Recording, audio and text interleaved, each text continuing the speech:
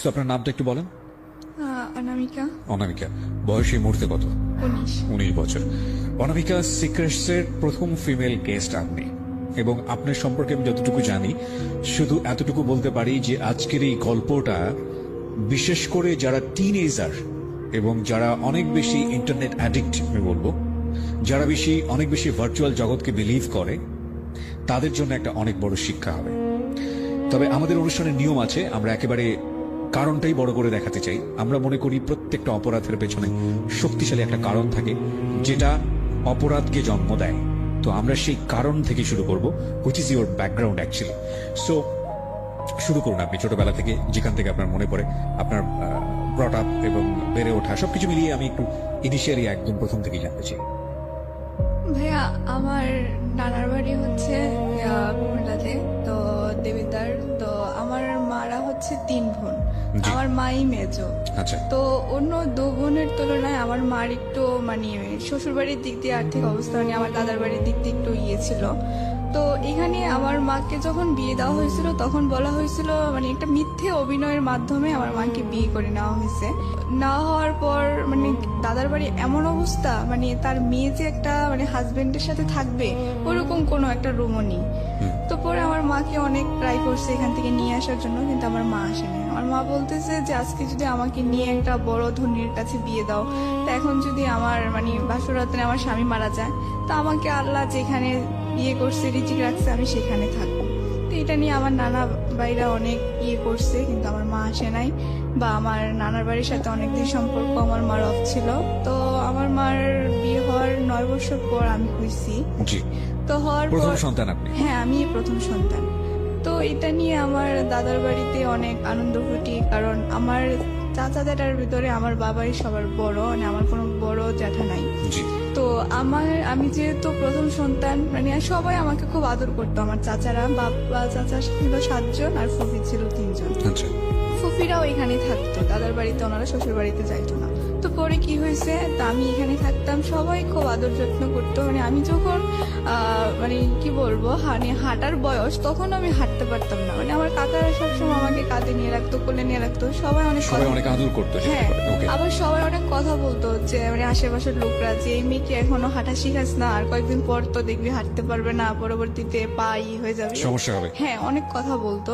তো কথা বলার পর এগুলো আমার চাচারা বিশ্বাস করতো না। তো এক পর্যায়ে মানে আমার বাবা আগে ইয়েতে আপনার ওই যে ঢাকা কারণ বাজারে সিএ ভবন আছে না, ওইখানে চাকরি করতো।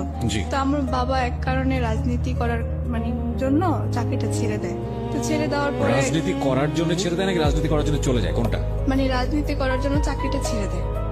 বাবা নিজেই ছেড়ে দেয়? হ্যাঁ, নিজে ছেড়ে আচ্ছা। পাবে। তো এখন দ্বিতীয় কথা হচ্ছে তার কারণে চাকরিটা ছেড়ে দেয়। তো এটা নিয়ে আমার নানার বাড়িতে অনেক কিছু মানে হয় আর কি, মানে কথাবার্তা আছে এখন সংসার চলবে কি দিয়ে। তো এটা নিয়ে আমার মার সাথে একটু দ্বন্দ্ব হওয়াতে তো আমি আমার বেশিরভাগ নানার বাড়িতে থাকতাম। তো কি করতো, আমার মার কাছ থেকে মানে আমার মা যখন আমাকে নিয়ে চলে যায়, তখন আমার মা থেকে আমার বাবা গিয়ে একদিন আমাকে নিয়ে আসে। এক পর্যায়ে মানে আমার মার একটা চাকরি হয়, চাকরি হওয়ার পরে আমার মা খুব বিজি হয়ে যায়। বিজি হওয়ার পর আমি যে তার একটা সন্তান, সে যে মানে একটা কোনো দায়িত্ব বা মানে আমার পিছনে যে তার একটা সময় দেওয়া, সেটা দিতে পারতেছে না। এক পর্যায়ে একা হয়ে যায়। মানে আমার নানু বাড়িতে যতদিন থাকি এতদিন ভালো লাগে, কিন্তু এখানে আসলে আমার আর ভালো লাগে না। তো ভাইয়া তারপর আস্তে আস্তে স্কুলে ভর্তি হই আমি।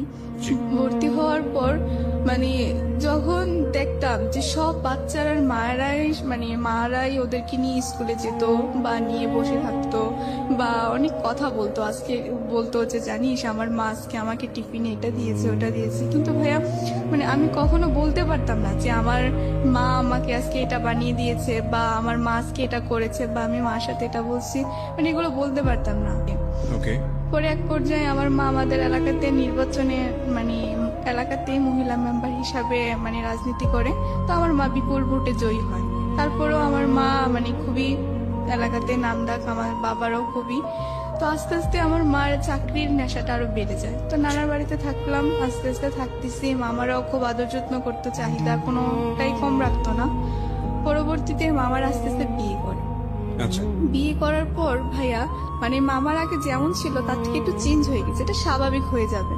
কিন্তু মানে আস্তে আস্তে এমন হয়ে যাচ্ছে, মনে হচ্ছে যেন আমি তাদের বাসার কোনো একটা কাজের মেয়ে আর তারা হচ্ছে জমিদার, মানে এরকম হয়ে যাচ্ছে। মানে আমার মামি ধরেন সকালবেলা মানে যে মামারা কখনো মাটিতে রাখতো না, হ্যাঁ। সেই মামারা এখন সিচুয়েশনালি সেই ভাগ্নিকে কাজের মেয়ে বানিয়ে ফেলেছে। হ্যাঁ হ্যাঁ, ওকে, মানে সকালবেলা ঘুম থেকে ওঠার পর আমি যখন স্কুলে যেতাম তখন আমার মামা নিয়ে আমাকে বলতো যে তুমি স্কুলে যাওয়ার আগে আমাকে চা দিয়ে যাবো। তখন বড়জন বিয়ে করছে, তা আমি কি করতাম, কিছু বলতাম না, আমি চা দিয়ে যেতাম, বা উনি বলতো আমার কাপড়গুলো ধুয়ে দাও, ধুয়ে দিতাম। মানে ও যা বলতো আমি তাই করতাম, কারণ আমি এখন কি বলবো, কারণ আমার নানা একজন খুব অসুস্থ হয়ে পড়ছে বাসায়। তো অসুস্থ হওয়ার পর এখন তো নানার কথা তো আর কিছু শুনবে না, মামাদের হাতে এই সংসার। তো যাক, ভালোই আমি ওনাদের কথা মতো চলতাম। মাঝে সাঝে এমন কিছু ব্যবহার করতো মানে যা সহ্য করার মতো না। তো আমি মাঝে সাঝে নীরবে, মানে আমার একটা ছোটবেলা থেকে মানে ইয়ে ছিল যে মানে আমি কখনো প্রকাশ্যে কারোর কাছে কান্না করতাম না, মানে সবসময় গোপনে কান্না করতাম। তো শুয়ে যখন কান্না করতাম বা মানে মাঝে সাঝে মা আসলে প্রশ্ন করতাম যে আমি তোমার সাথে থাকবো বা তোমার সাথে যাবো, কিন্তু আমাকে কখনো মানে নিয়ে যেত না বা বলতো না যে আমি আমার জন্মের, আমার মনে আছে যে 8 বছর পর আমি আমার নিজ এলাকাতে যাই। আর আমি যখন আমার মায়ের সাথে কোথাও যাই তখন সবাই প্রশ্ন করে যেটা কে, তখন আমার মা আনসার দেয় যে এটা আমার বোনের মেয়ে। হোয়াট? আমার মা মানে আমার এলাকাতে জানে না যে আমার মায়ের একটা মেয়ে আছে। তো বোনের মেয়ে বলতে হবে কেন? মানে তার মেয়ে বললে সবাই প্রশ্ন করে যে আপনার এত বড় মেয়ে, আপনারা তো আগে জানলাম না কি ম্যাডাম, আপনার এত বড় মেয়ে আছে, কই আপনি তো আগে বলেন নাই। এটা মানে কি আমার মায়ের সাথে আমার, আপনার সঙ্গেই ঘটতো র্যান্ডমলি, আপনার সামনেই এটা ঘটতো? হ্যাঁ আমার সামনে পরে আমার মা মানে ওনার সাথে দাঁড়ালে মানে বোঝা যায় না যে আমার মায়ের বয়সটা তেমন একটা বোঝা যায় না। তো এখন যদি আমি দাঁড়াই যে এত বড় মেয়ে আছে, তারপরে তো তেমন কেমন না, তার জন্য আমার মা এখনো পর্যন্ত আমি যদি কোথাও যাই আমার মা প্রকাশ করে যেটা আমার বোনের মেয়ে, বা আমাকে কোথাও নিয়ে যেতে চায় না। খুবই খুবই দুঃখজনক। আমি জানি না যে এটা আসলে কোন ধরনের মানসিকতার পরিচয়, বাট এটা খুব দুঃখজনক। এটা নাথিং টু সে, কারণ মাকে জাজ করার কোনো রাইটসই আমার নাই, বাট সন্তানের জায়গা থেকে শুধু বলতে পারি আমার মা যদি এটা করতো তাহলে আমি কোনোভাবেই মেনে নিতে পারতাম না। সো সেই জায়গা থেকে বলবো যেটা খুবই দুঃখজনক। ওকে, বলুন তারপর। তো এক পর্যায়ে কি করছে, আমার 5-এর পিএসসি পরীক্ষা হয়, তা আমি মাকে বলি যে মা আমার তো একজন টিচার দরকার, বাট সামনে একটা পিএসসি পরীক্ষা বা একটা গাইডলাইনের দরকার, তো তুমি একটু আমাকে যদি একটু নজর দিতে তাহলে মনে হয় আমার একটু ভালো হতো। তখন আমার মার আনসারটা এই ছিল যে তোমার লেখাপড়া তুমি করবে, তাতে তো আমার কোনো কিছু নেই। তো আমি ওইদিন অনেক আমি বুঝিনি, মানে 9 বছর পরে আপনি আপনার মায়ের প্রথম সন্তান, তারপরও আপনার সঙ্গে এই ধরনের আচরণের প্রশ্নটা কি, মানে কোন রকম কি ক্ষোভ ছিল? এবং আমি যতদূর জানি যে আপনার মার কাছে বড় হওয়ার কথা, কিন্তু সেটা আপনি বড় না হয়ে আপনি বড় হয়েছেন আপনার নানুর কাছে, জি মানে আপনার মায়ের মার কাছে। মানে আমার মার হচ্ছে কি, মানে যখনই আমার মা সংসারে ছিল তখনই আমার মা ভালো ছিল, আমি দেখতাম। কিন্তু আমার মা যখনই বাহিরের জগতে চলে গেছে, মানে চাকরির জগতে বা পলিটিশিয়ান মানে জগতে চলে গেছে, তখনই আমার মা একটা আপনার অন্যরকম বাবা এবং মা কি একই দলের পলিটিক্স করতেন? জি একই করে, কিন্তু আমার বাবা মার ভিতরে ম্যাক্সিমামই দেখা যায় যে দুজনের মধ্যে খুব অশান্তি চলে। Okay. মানে তাদের ভিতরে স্বামী স্ত্রীর কোনো একটা যে ভালোবাসা ওটা খুবই কম থাকে। এবং একটা সন্তানের জন্য কত বড় পীড়াদায়ক, একটা সন্তানের মানসিক বিকাশের জন্য এটা কতটা কষ্টকর, এটা যে সন্তান সেই খুব ভালো করে বলতে পারবে। একটা বাবা মার ঝগড়া বা বাবা মার মনোমালিন্য ওই সন্তানের উপর কতটা ভয়াবহ ইফেক্ট ফেলে আপনি চিন্তাও করতে পারবেন না। বলুন।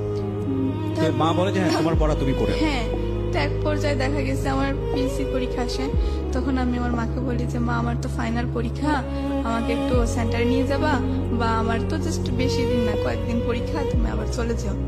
তো পরে আমার মা বলে কি তোমার পরীক্ষা দিতে যাও, মায়ের দোয়া আছে সবসময়, আমি খুব বিজি। মানে ভাইয়া এখনো যে আমি আমার মাকে ফোন দেই, আমি যে একজন মানে কি বলতাম ঢাকায় থাকি একটা মেয়ে, আমার মাকে সে তো আমার খোঁজ খবর রাখা দরকার। এবং আমি যত জানি যে আপনাকে অ্যাপ্রন পড়াবে দেখতে পাচ্ছি, so you are going to be doctor soon. জি আমি একজন মেডিকেল স্টুডেন্ট। সো আপনি ডাক্তার হতে যাচ্ছেন খুব শীঘ্রই। জি।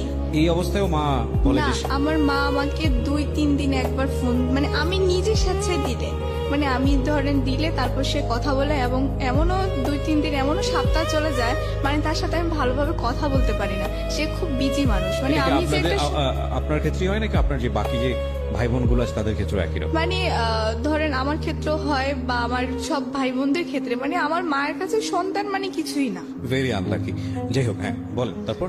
তো তারপর সমাপনী পরীক্ষা মামাদের সাথে নিয়ে যেত মামারা বা দিতাম, তখন ভালো রেজাল্ট হয়, তখন আমি 5-এ বৃত্তি পাই, কানামপুলে বৃত্তি পাই।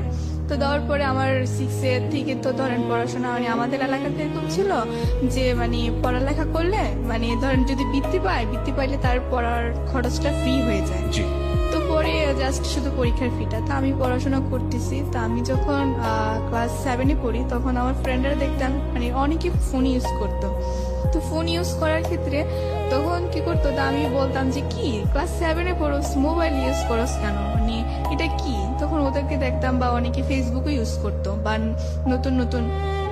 তখন আমি বলতাম যে এটা কি, মানে এটা তো কি জিনিস, এটা আমি তো বুঝতাম না। তো পরে ওরা আমার বলতো যে এটা একটা ফেসবুক, এটার মাধ্যমে এরকম চ্যাটিং করে বা এরকমই সেই।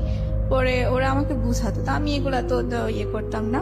তো পরবর্তী আমার ছোটবেলা থেকে একটা ইয়ে ছিল যে আমি বই পড়তে খুব ভালোবাসতাম। Okay. তা আমি একটু সময় পাইলে ধরেন আমাদের লাইব্রেরি ছিল, তখন ওইখানে গিয়ে আমি মানে একটু বেশিরভাগ রবীন্দ্রনাথের বই পড়তে খুব ভালোবাসতাম। ওকে।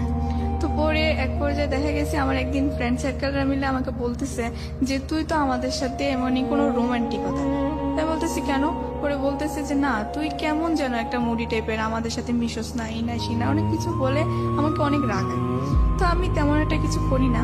তো আমার একটা বেস্ট ফ্রেন্ড ছিল, তো ও আমাকে বলতেছে যে আমার তো আজকে বার্থডে, তুই কি আজকে সন্ধ্যায় আমাদের বাসায় আসবি? তাই আমি বলতেছি দেখ আমার নানা তো হজ করে আসছে, হাজি মানুষ, আমাকে তেমন একটা সন্ধ্যার পর বাইরে থাকতে দেয় না। তো বলতেছে আচ্ছা ঠিক আছে তুই দেখ ম্যানেজ করে, আমি তোর নানুকে বলবো।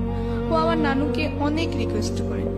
তো করার পর আমি তো জানতাম না যে ও মানে ওইখান থেকে আস্তে আস্তে একটু সন্ধ্যা হয়ে গেছিল ওই দিন, আমি জানতাম না যে তো রাত হবে। তো পরে কি করছে ও মানে ওদের বাসায় যখন আমি যাই ও সব ফ্রেন্ডেরাই ছিল, তো সবাই আস্তে আস্তে চলে যাচ্ছে, ও আমাকে শুধু ধরে রাখতেছে। ওকে। তো আমি বলতেছি কি রে সবাই চলে যাচ্ছে তুই আমাকে বলতেছিস তোর সাথে আমার মানে বান্ধবী একটু কথা আছে ইম্পর্টেন্ট। আমি বলতেছি কি কথা? ফ্রেন্ডটা কি ছেলে ছিল না মেয়ে ছিল? মেয়ে ছিল। মেয়ে ফ্রেন্ড। ওকে। পরে কি করছে ও ইচ্ছাকৃত ভাবে মানে হঠাৎ করে, মানে আমি এখন বুঝতেছি কি তখন বুঝি নাই, ও কতখানি কেক ভাইয়া মানে আমার গালে এবং আমার জামাতে মানে একটু লাগিয়ে দেয়। কি জিনিস এটা? Cake cake cake. হ্যাঁ। আচ্ছা। পরে মানে আমার জামাটা একটু নষ্ট হয়ে গেছে, এখন তো এটা পরে দেওয়া সম্ভব না। পরে আমি বলতেছি যে তোর কোনো ড্রেস থাকলে তো পরে আমাকে একটু দিন। তো এখানে আমি একটু কথা আবার একটু ফেলে গেছি, সেটা হচ্ছে যে আমার ফ্রেন্ডের ভাই আমাকে মানে খুব পছন্দ করতো। মানে আমি এই ফ্রেন্ডেরই বড় ভাই? হ্যাঁ হ্যাঁ এই ফ্রেন্ডের বড় ভাই, তার কারণে আমি ওদের বাসাতে আমারটা যেতে দিতাম না। পরে আবার ও কি করছে মানে ওর ভাইটা প্রতিদিন আমার স্কুলের সামনে দাঁড়িয়ে থাকতো, আমি যখন যাইতাম তখন ও আমার সামনে প্রতিদিন একটা ফুল চিঠি বাইটা সেটা নিয়ে এটা কি আপনার ওই ফ্রেন্ডটা জানতো? হ্যাঁ আমার ফ্রেন্ড এই ফ্রেন্ডটা কি আপনার ক্লাসমেট ছিল? জি জি ওকে। ও জানতো, ও আমাকে অনেক বুঝাইতো যে আমার ভাই অনেক ভালো ছেলে, এই কনভিন্স করার চেষ্টা হ্যাঁ হ্যাঁ অনেক কিছু বলতো। আমি বলতো যে ভালোবাসা কি জিনিস, ভালোবাসা একটা মানে ভাই ধর তুই আমার বন্ধু, হ্যাঁ আমি তোকে ভালোবাসি, ওই ভালোবাসা কোন আবার কি ক্লাসে জিনিস? পড়েন তখন আপনি? তখন আমি ক্লাস 8-এ পড়ি। ক্লাস 8 এ পড়েন। ওকে। পরবর্তীতে কি হয়েছে এখন ও আর বলতেছে কি আমার জামাটা তুই চেঞ্জ করে নে। তো আমি বলছি আচ্ছা ঠিক আছে। তো পরে আমি একটা রুমে গিয়ে জামাটা চেঞ্জ করতেছি, কিন্তু আমি জানতাম না যে ওই রুমে ওই মেয়েটার ভাই মানে মোবাইল দিয়ে ছবি ওঠানোর কোনো ব্যবস্থা রেখে রাখছে। পরে আমি যখন গেছি যাওয়ার পর ও আমার মানে আমি যখন ড্রেস চেঞ্জ করতেছি ও আমার অনেকগুলো ছবি মানে বাজে বাজে কিভাবে যেন উঠায়। পরবর্তীতে আমি জানি না ও একদিন আমাকে বলতেছে যে আমার ভাই তোর সাথে একটু কথা বলবে ফোনে। তাই বলতেছি তোর ভাই আমার সাথে কি কথা বলবে? তো ওরা বলতেছে কি যেন বলবে তুই একটু শোন। পরে আমি ফোনটা রিসিভ করলাম, বললাম যে আসসালামু আলাইকুম ভাইয়া। পরে বলতেছে ভাইয়া না বলো তুমি করে বলো। আমি বলতেছি কেন আপনাকে তুমি বলবো কেন? পরে বলতেছে যে তুমি কি আমাকে সত্যি বিয়ে করবো? আমি বলতেছি আপনাকে আমি বিয়ে করবো এটা কি বলেন, বিয়ে কি বলেন? পরে আমি হাসতেছি। এই কথা বলার জন্য বলতেছে তুমি কি আমার সাথে মস্কারি করো? আমি বলতেছি না তো, আপনি আমার ভাইয়া, বড় ভাইয়া, আমি কেন আপনার সাথে মস্কারা করব? পরে বলতেছে যে তুমি যদি আমাকে সত্যি বিয়ে না করো তাহলে তোমার এই ছবিগুলো আমি ছেড়ে দেবো। আমি বলতেছি আমার কি ছবি? ওই যে তানিয়াদের সাথে ওই ছবিগুলো? পরে বলতেছে না।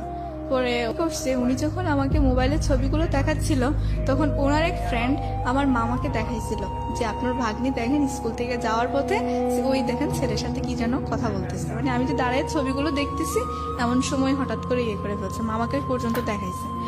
পরবর্তীতে উনি আমাকে এই ছবিগুলো দেখায় বলছে যে তুমি যদি আমাকে না বিয়ে করো তাহলে এগুলো আমি ইন্টারনেটে ছেড়ে দেবো এবং তোমার ফ্যামিলির যত মান সম্মান আছে সব আমি নষ্ট করে দেবো।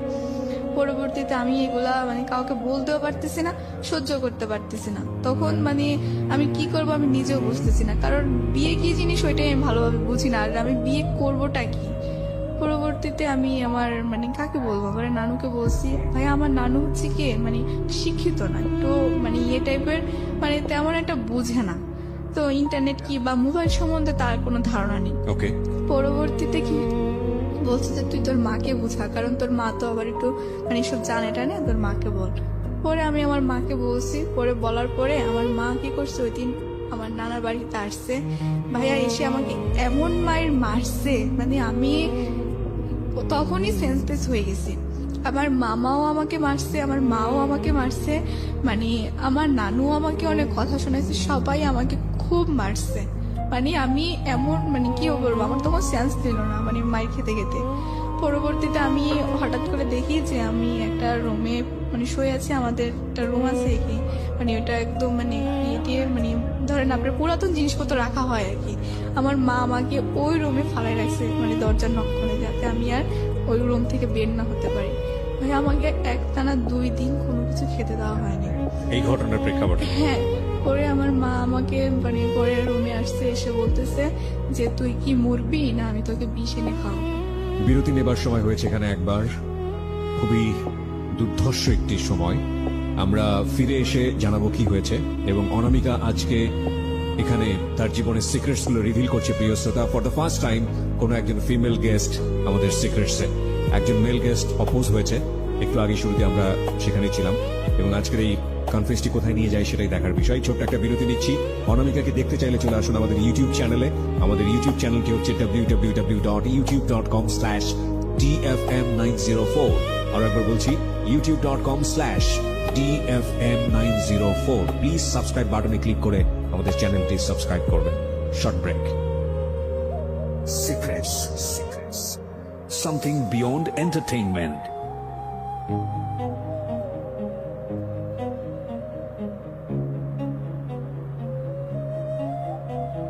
Love. Hate. Challenge. Motivation. Lies. Truth. Impossible. Virtue. Morality. Something beyond entertainment. Welcome to my stage of reality. Stay tuned. Sunday and Wednesday with me Archie Kipia, only on Dhaka FM 90.4.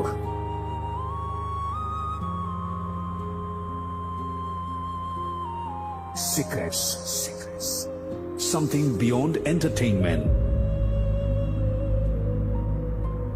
জীবনের ভয়াবহতম গূঢ় একটি সত্য যা অনামিকাকে hanging অবস্থায় রেখেছে মান সম্মানের দিক থেকে, সেরকম একটি ভয়াবহ সত্য আজকে এখানে রিভিল হচ্ছে সিক্রেটস থেকে। আমরা অবশ্যই অনামিকাকে ফ্লোর দেবার আগে আপনাদেরকে বলতে চাই, যারা অনামিকাকে কোনো কিছু বলতে চান বা কানেক্ট হতে চান তার সঙ্গে, বা তাকে দেখতে চান, চলে আসতে পারেন আমাদের ইউটিউব চ্যানেলে। আমাদের ইউটিউবের ঠিকানা হচ্ছে www.youtube.com/dfm904। আরো একবার বলছি youtube.com/dfm904। অনামিকা, আমরা যেখানটায় ছিলাম, যে মা বলল যে বিষ এনে দেব, সামথিং লাইক দিস। তারপরে ভাই আবার মানে মা খুবই টর্চার করে, তো ছেলেটা কোনোভাবে বুঝতে পারে যে আমি কলেজে যাচ্ছি না ওর বোনের মাধ্যমে, আরে সরি স্কুলে যাচ্ছি না। তো পরবর্তীতে এখন ও কি করছে, আমাদের বাসায় সরাসরি 2-1 ছেলে নিয়ে চলে আসছে মানে এলাকার। তো আসার পর বলতেছে যে আন্টি আপনার মেয়ে যা মানে হয়েছে সবকিছু মানে আমি করছি বা এখন আমি আপনার মেয়েকে বিয়ে করলে অনেক সুখী রাখবো, কিন্তু আপনি একটাই কথা বলবো যে আপনার মেয়েকে যদি আমার কাছে বিয়ে না দেন তাহলে আমি মানে কি করবো আমি নিজেও জানি না। ভাইয়া ওই ছেলেটা ছিল 1 নম্বরে, মানে ও যদি ভালো ছেলেও হতো, মানে ধরেন গরিবের সন্তান হলেও আমার মা তেমন কিছু বলতো না, কারণ আমার মা একটা জিনিস মানে একটু মানে আমার ফ্যামিলির দিক দিয়ে সবাই একটু বিশ্বাস করে যে ধনী গরিব তো আল্লাহরই সৃষ্টি, তো এখন ওইটা মানে বিভেদ করে না তারা। তো এখন কি করছে, ও মানে এমন একটা ছেলে ছিল যে মানে আমাদের এলাকাতে 2-3টা মার্ডার করছে। খুবই ডেসপারেট। হ্যাঁ খুবই। আর ও কি করতো, মানে আমাকে যদি ধরেন স্কুল থেকে আসতে সময় আমি যদি কোনো ছেলের সাথে কথা বলতাম, এরপরে গিয়ে শুনতাম যে ওই ছেলের মানে খুব মাইর খেয়েছে বা ওই ছেলের কোনো না কোনো একটা প্রবলেম হয়েছে, মানে আমি আমার এলাকার কোনো ছেলের সাথে কথা বলতে পারতাম না, বা কোনো বাইরের ছেলে তো প্রশ্নই ওঠে না। মানে স্কুলেও কোনো ছেলেদের সাথে কথা বলতে পারতাম না, মানে সবসময় আমার কথা হচ্ছে যে মেয়েদের সাথে কথা বলা আর মেয়েদের সাথে স্কুল থেকে আসা। পরে কি হয়েছে, এক পর্যায়ে মানে আমার মাকে অনেক ধরনের হুমকি দিছে বা অনেক কিছু বলছে, বলার পর আমার মা এখন কি করবে, এখন আমার মা যেহেতু একটা রাজনীতি বড় একটা পর্যায়ে, এখন মান সম্মান বাঁচানোর জন্য আমার মা একদিন সকালে আমাকে বলতেছে যে তুমি আজকে সকাল সকাল ফ্রেশ হয়ে যাও। মানে মা এমন ভাবে কথা বলতেছে ভাই, আমার মনে হচ্ছে যেন আমি আকাশের চাঁদ হাতে পেয়ে গেছি, যে আমার মা আমার সাথে এত সুন্দর করে কথা বলতেছে। পরে আমি বলতেছি কেন, কি হয়েছে, পরে বলতেছে তোমাকে আজকে এক জায়গায় নিয়ে যাব, তুমি সুন্দর করে মানে গোসল করে ফ্রেশ হয়ে যাও। আমি বলছি আচ্ছা ঠিক আছে, বলতেছে সুন্দর জামা কাপড়ও পরবা। আমি বলছি আচ্ছা ঠিক আছে। পরে মানে এমন ভাবে বলতেছে মনে মানে আমি এত খুশি, মানে আমি খুশি কাকে বুঝাবো, যে আমার মা আজকে আমাকে এক জায়গায় নিয়ে যাবে, নিজে সে বলছে যে আমাকে নিয়ে যাবে। পরবর্তীতে আমি তখন মার কথা শুনে সবকিছু রেডি, পরে গিয়ে দেখি রাস্তায় মানে সিনজির ভিতরে ও, তারপর মা, তারপর সামনে 2জন লোক। পরে আমি বাবা কোথায়? বাবা নাই, বাবা আমাদের এলাকাতে। আপনি কোথায়? আমি নানার বাড়িতে। তখন ওখানেই মা থাকে? না, মা আসছে এখানে, মা তো কাজ করে। মা থাকতো বাবার সঙ্গে? হ্যাঁ বাবা। এত ঘটনা ঘটে যাচ্ছে, বাবা এগুলো জানে না? না, বাবা কিছুই জানে না, বাবাকে কিছুই বলা হয়নি। তবে আমি অনেক চেষ্টা করছি যে ফোনের মাধ্যমে বাবার সাথে ফোনে কন্ট্যাক্ট করব, কিন্তু কন্ট্যাক্ট করতে গেলে তখনও আমাকে মারতো।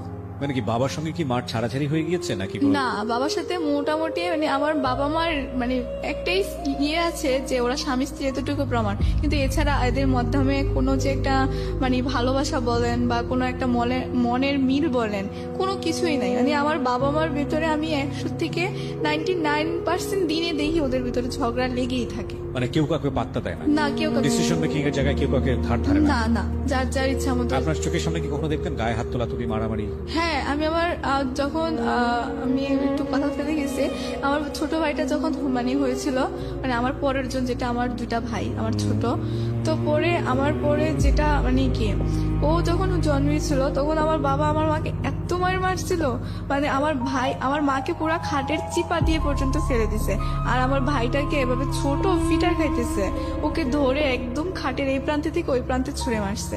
মানে আমার বাবা আমার মাকে প্রচুর মারতো, মানে এক পর্যায়ে আমার মা মানে মায়ের খেতে খেতে একদম প্রতিবাদী হয়ে গেছে।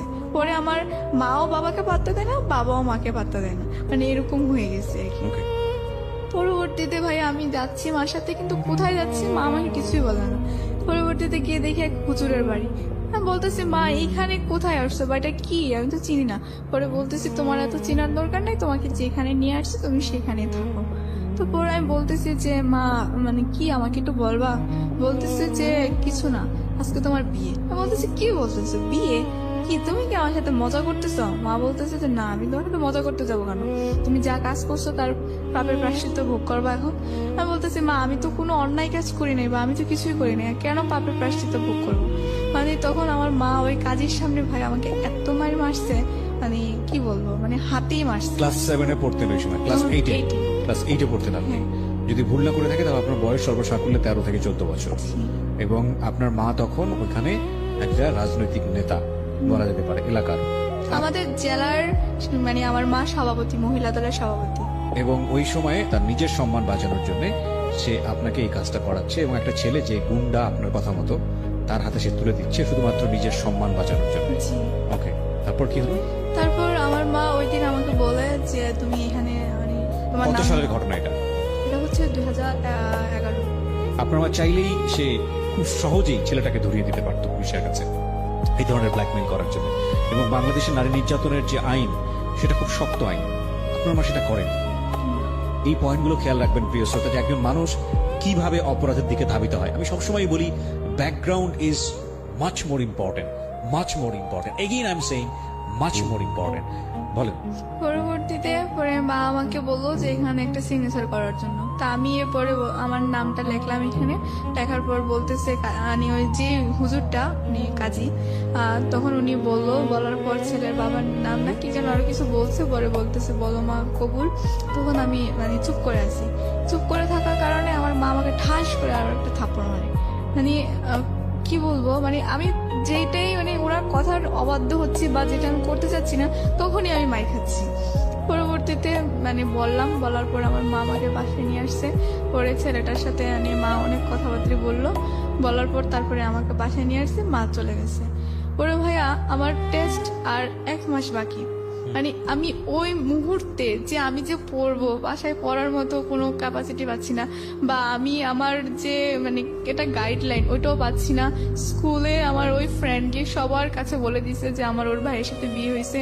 সবাই আমাকে অনেক অপমান, অনেক কথাবার্তা শোনাইছে যে তুমি একটা ব্রিলিয়ান্ট স্টুডেন্ট হয়ে তুমি কি করে মানে বিয়ে করলা, বা আমার ম্যামরা, আমার স্যাররা সবাই আমাকে অনেক কথা বলছে।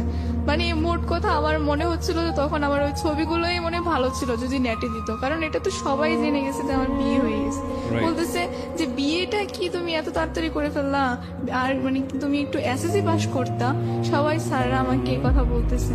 তারপরে মানে স্যার আমাকে ডেকে নিয়ে প্রিন্সিপাল স্যার অনেক অপমান করছে, বলছে যে আরে আমি তোমার কাছ থেকে এই জিনিসটা আশা করিনি কখনো, যে তুমি একটা ভালো স্টুডেন্ট হয়ে তুমি কেন মানে এই কাজটা করতে গেলা। পরবর্তীতে মানে আমি বলছি যে ঠিক আছে স্যার, আমার মানে ভুল হয়ে গেছে, আমি পড়াশোনা ভালো করে আপনাকে দেখাই দেবো। পরে বলছে যে ঠিক আছে, আমরা তোমাকে মানে বিশ্বাস করি, বা তুমি ভালো করে পড়ো, পারবা তুমি। পরে ওই স্যারটাই আমাকে প্রথম মানে ভাইয়া মাথায় হাত বুলিয়ে বলছিল যে মা যদি সন্তানকে যে রাস্তায় দেখ না কেন, মনে করবা যে এটা তোমার জন্য কোনোদিনও ভালো একটা প্লাস পয়েন্ট। কিন্তু আমি ভাইয়া আমি আমার মার জন্য একটু তখন কষ্ট করি নাই। তখন আমি ভাবছিলাম যে আমার স্যার যেহেতু আমাকে যেটা মানে আমি ওই স্যারটার কথা খুব মানতাম। পরে আমি ওনার কথা বিশ্বাস করে আমি আবারও পড়াশোনা মন দিই। কিন্তু আমি পড়াশোনায় মন দিয়ে কি করবো, সে আমাকে প্রতিনিয়ত কন্টিনিউ চাপ দিচ্ছে যে সে আমার বাসায় আসবে, বা তার সাথে আমি এখানে দেখা করতে, ওইখানে দেখা করতে, বা তার সাথে আমি একটা শারীরিক সম্পর্ক করার জন্য। সে আমাকে বলতেছে আমি তো তোমার হাজব্যান্ড, এখন আমার সাথে মানে তোমার প্রতি আমার কিছু অধিকার আছে। তো পরবর্তীতে এখন বলার তারপরে সে আমাকে মানে সে তোমার কাছ থেকে স্বামীর অধিকার চাচ্ছে। জি। ওকে। এখন আমি যখন তাকে দিচ্ছি না দাওয়াতে, সে এখন মানে কি আমার মাকে ফোন করে অনেক গালাগালি করছে, বা বলতেছে যে সে আমার নানার বাসায় যাবে, বা এরকম হুমকি দিচ্ছে আমাকে। পরবর্তীতে কারণ এটা তো কেউ জানতো। এই বিয়ের সময় কি তার এই ছেলের বাবা মা কি প্রেজেন্ট ছিল? ওর বাবা মা কেউ নেই, সৎমা একটা আছে বাসায়, আর 2টা ভাই আছে আর একটা বোন আছে। পরবর্তীতে কি হয়েছে, সাক্ষী হিসাবে ছিল ওর মামা, আর আমার সাক্ষী হিসাবে ওর একটা কেমন একটা আত্মীয় জানে, ওরা ম্যানেজ করছে। কিন্তু আমি শুধু আমার মা উপস্থিত ছিল, মানে আমার গার্ডিয়ান হিসাবে, আর কেউ জানতো না আমাদের এই বিষয়টা। পরবর্তীতে যদি জানে তাহলে আজকে এই রেডিওর মাধ্যমে আমার ফ্যামিলি মেম্বার যারা শুনবে তারা হয়তো জানবে যে আমার এর আগে এর সাথে আমার মা আমাকে বিয়ে দিয়েছিল। পরবর্তীতে এটা নিয়ে অনেক হচ্ছে, মানে কি আমি তার প্রতি কোনো নাই মানে।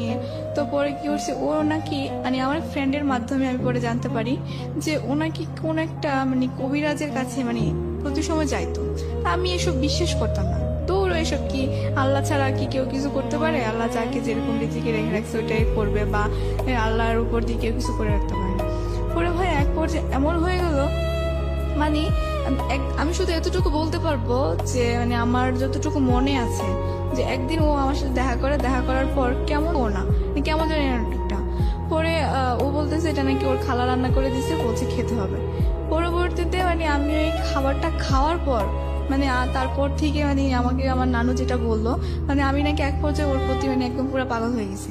মানে আমার ফ্যামিলিকে মানে নাকি আমার মামারা নাকি আমাকে প্রচুর মারধর করছিল। করার পর সেটা মানে তখন আমি জিএসসি পরীক্ষা দিয়ে ফেলছি। মানে আমার মোট কথা হচ্ছে কি, মানে আমি কিছুই চিনতাম না। আমার এই পৃথিবীতে আমার মা বাবা আমি কাউকে চিনতাম না, আমি শুধু ওকেই চিনতাম। মানে ও ছাড়া আমার লাইফে কেউ নাই। আর আমাকে যে এত মায়ের ধুর করতো, মানে আমার কোনো কিছুই হতো না। মানে মার রাত্রে মারছে, সকালে আবার ওর কথাই আমি বলতাম। পরে এক পর্যায়ে কি হয়েছে, আমি মারতো কেন? তাকে তো বিয়ে দিয়ে দিয়েছে। কিন্তু এটা তো আমার মামারা জানতো না, কারণ আমার মামারা তুমি কি মামার কাছ থেকে বিষয়গুলো গোপন করেছিলে? জি। তুমি কেন গোপন করেছিলে? কারণ আমি গোপন করেছিলাম, আমার মা আমাকে তখন বলছিল যে তুই যদি কখনো এই কথাগুলো কারোর কাছে, তোর বাবার কাছে পর্যন্ত এই কথাগুলো বলস, তাহলে তোর বাবাকে তো আমি মেরে ফেলবোই এবং তোকে পর্যন্ত মেরে ফেলবো। আর তোর ভাই, তোমার স্কুলের ছেলেমেয়েরা জানলো, স্কুলের টিচাররা জানলো, অথচ যে ঘরে তুমি থাকো সেখানকার লোকজন জানে, এটা কতটুকু বিশ্বাস? ভাই আমি স্কুলের টিচারদেরকে বলছি যে ও যেটা বলছে সেটা ভুল বলছে, মানে আমার বিয়ে হয় নাই, মানে জাস্ট ওর সাথে আমার একটা বিয়ের কথাবার্তা বলছে, আমি এরকম বলে কাটাইছি। কারণ কিন্তু এটা, এই জিনিসটা যদি স্কুলের টিচাররা জানে তাহলে তো তোমার মামারা বা তোমার নানিরা এদেরও তো জানার কথা। হ্যাঁ ওদেরকে জানার কথা, কিন্তু আমার মানে ওদের কানে ওই কথাটা আসছে, পরে আমার মা অস্বীকার করে ফেলছে। Okay. আমার মা বলছে কি যে না না আমি এসব বিয়ের সাথে দেই নাই, বাট বিয়ের কথা যার কারণ ছেলেটা যাতে কোনো ক্ষতি না করতে পারে তার জন্য আমি একটা মানে বিয়ের দিন তারিখ ঠিক করে রাখছি, যে পরীক্ষার পর মানে দেখা যাবে কি হবে। আমার মা তখন ওরকম পার্ট নিয়ে ফেলছে, মানে আমার মা আমাকে ডাইরেক্ট এই কথা বলছে যে মানে যদি আমি কারোর কাছে মুখ খুলি তাহলে নাকি আমাকে তো মারবে, আমার ভাইকেও মারবে, আমার বাবাকে পর্যন্ত মেরে ফেলবে। বলছে তো তোদের আর কাউকে রাখবো না। সেটা হয়তো রাগ করে বলেছে বা হয়তো অভিমান করে বলেছে। কারণ দেখো, বিষয়টা যদি তুমি প্রথম দিকে যেটা করলে, ঠিক তোমার না, তুমি তো সিচুয়েশনাল কজ বলা যেতে পারে, যে তোমাকে এরকম ভাবে ঘরের মধ্যে পোশাক নিয়ে যে ঘটনাটা ঘটলো, তো এরপরে আলটিমেটলি তোমার মা রাগ করেছে, রাগ করার ফলে তোমাকে 2 দিন ঘরের মধ্যে বন্দি করে রেখেছে, খাবার টাবার দেয়নি, তার মানে সেও চাচ্ছিল না যে এই সম্পর্কে তুমি জড়াও। তো বেসিক্যালি সে তার সম্মান বাঁচাতে গিয়ে বা তোমার সম্মান বাঁচাতে গিয়ে বা তোমার কথা যদি তুমি মেনে নেই, তাহলে যে কোনো কারণেই হোক না কেন একটা মান সম্মানের প্রশ্নে গিয়ে সে এত বড় একটা ভুল সিদ্ধান্ত নিয়েছে, এটা হচ্ছে মূল কথা। এবং তারপরে তোমার মা হয়তো রাগ করে এই ধরনের কথা বলেছে, but that really doesn't mean যে তোমার মা বাবাকে খুন করে ফেলবে। বাট ওকে, তোমার জায়গাতে হয়তো তুমি ফিল করছো, আমাদের জায়গা থেকে আমি বিষয়টাকে খুব বেশি সিরিয়াসলি দেখতে চাচ্ছি না। কিন্তু ভাইয়া আমি যতবারই বাবার সাথে কথা বলতে চাইতাম, মানে আমার কাছে তো ফোন ছিল না, রানুর ফোন দিয়ে যদি ফোন দিতাম তখন আমার মা যদি সামনে উপস্থিত থাকতো তখন বাবার সাথে কথা বলতে দিত না।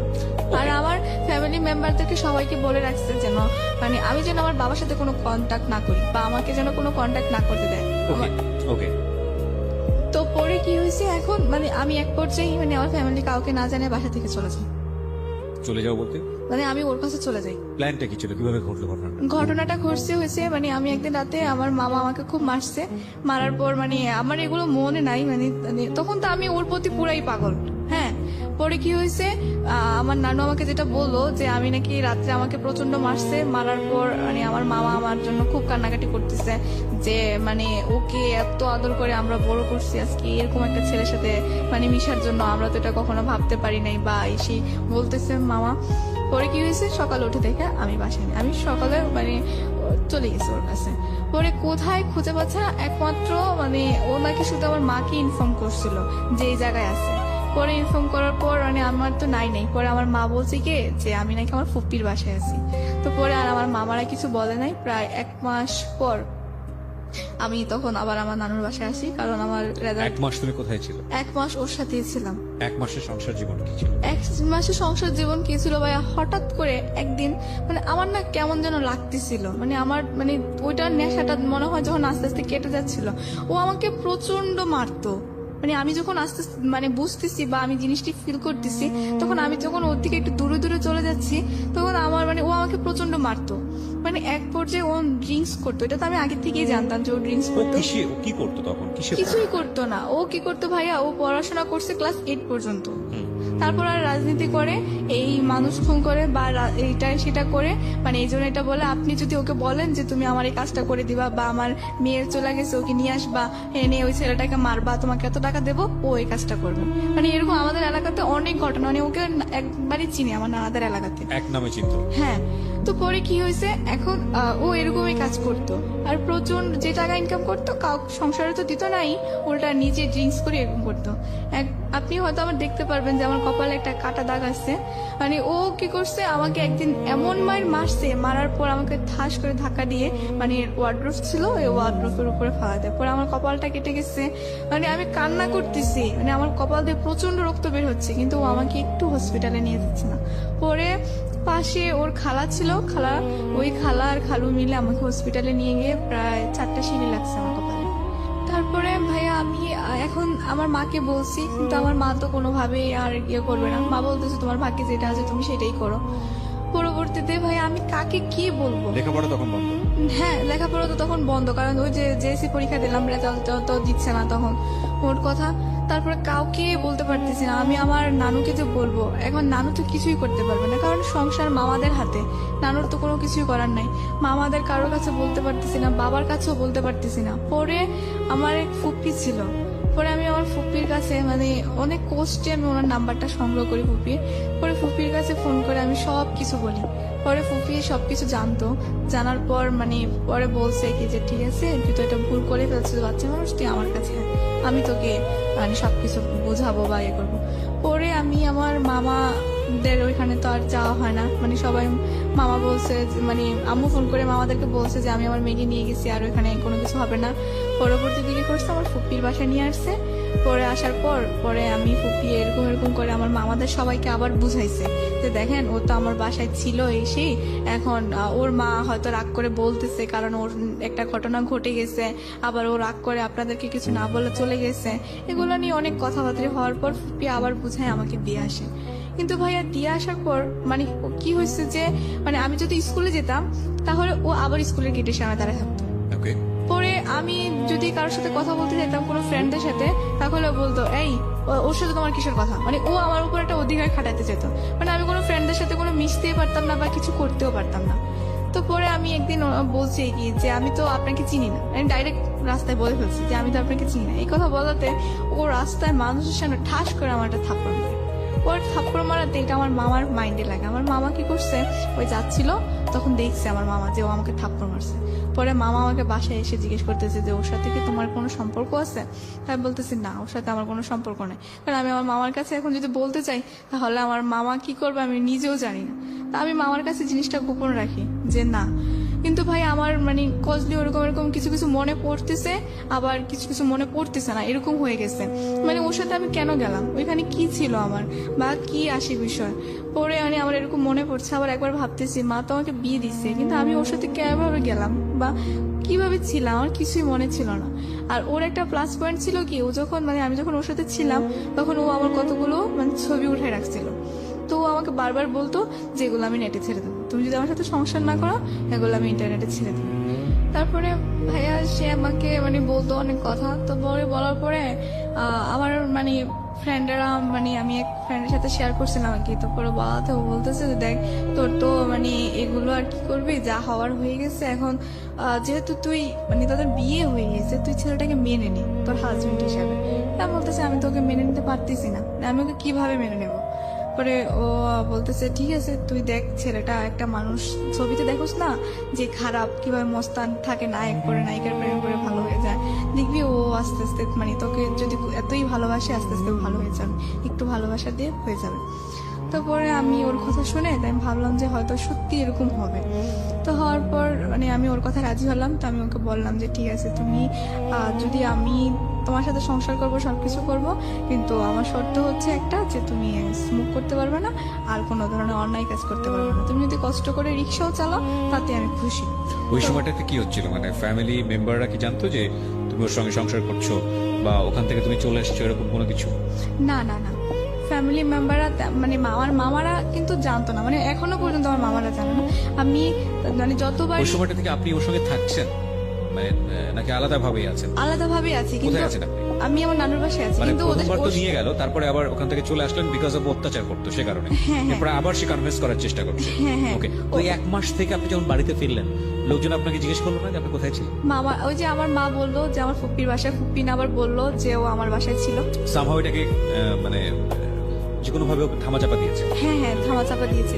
তারপরে যখন মানে ওর প্রতি মানে আমি এটা কেমন যেন একটু মানে দুর্বল হতে শুরু করলাম। তো তারপরে মানে আমি ওর জন্য বাসা থেকে চলে যাই। পরে চলে যাওয়ার পরে বাসা থেকে চলে যাবো মানে ওর সাথে চলে যাই। ওর কোথায় থাকতেন ওই সময়? নানুর বাসায় থাকতাম। নানুর বাসা ছাড়া তো না না, ওর সাথে কি কোথায় থাকতেন? ওর সাথে থাকতাম ওর কোনো কাজিনের বাসায় বা ওর কোনো ফ্রেন্ডের বাসায়, এরকম করে মানে থাকতাম। ও আমাকে বলতো যে হ্যাঁ ও বাসা করে নিবে বা এরকম করবে, এরকম করে বলতে বলতে মানে আমাকে নিয়ে যেত। বলতো যে কয়েকদিন আমার এই জনের বাসায় থাকো, তারপরে আস্তে আস্তে মানে আমরা একটা বাসা নিব, এই করবো সে করবো। তো এরকম করে আমাকে বলতো। পরে বলতো। তো তারপরে আমি গেলাম ওর এক কাজিনের বাসায় গেলাম প্রথমে। তো যাওয়াতে তারপরে মানে ওইখানে আছি কয়েকদিন, ভালো আছি। ও মানে আর আমার সামনে কোনো স্মোক করতে দেখতাম না বা ভালোই চলতেছিল। তো তারপরে আমি ভাবলাম যে হয়তো ও আস্তে আস্তে ভালো হয়ে যাচ্ছে। পরে ভালো হয়ে যাচ্ছে, একদিন মানে আমি দেখি কি ও মানে একটা মেয়ের সাথে কথা বলতেছে। আর একটি বিরতির সময়, বিরতির পর আবারও ফিরে আসবো। আর মনে রাখতে হবে সিক্রেটস অনুষ্ঠানটি আসলে তাদেরই জন্য যারা জীবনে অপরাধ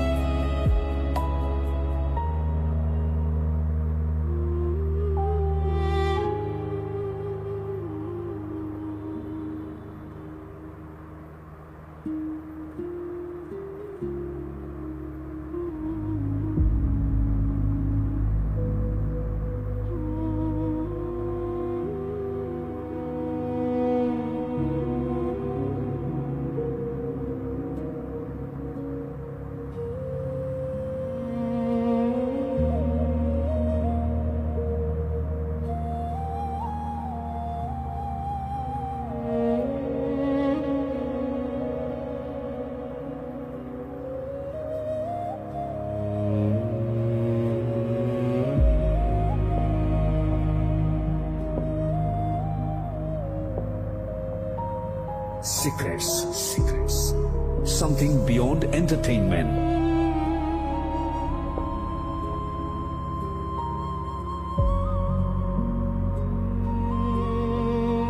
Love. Hate. Challenge. Motivation. Lies. Truth. Impossible. Virtue. Morality. Something beyond entertainment. Welcome to my stage of reality. Stay tuned. Sunday and Wednesday with me RJ Kipia, only on Dhaka FM 90.4.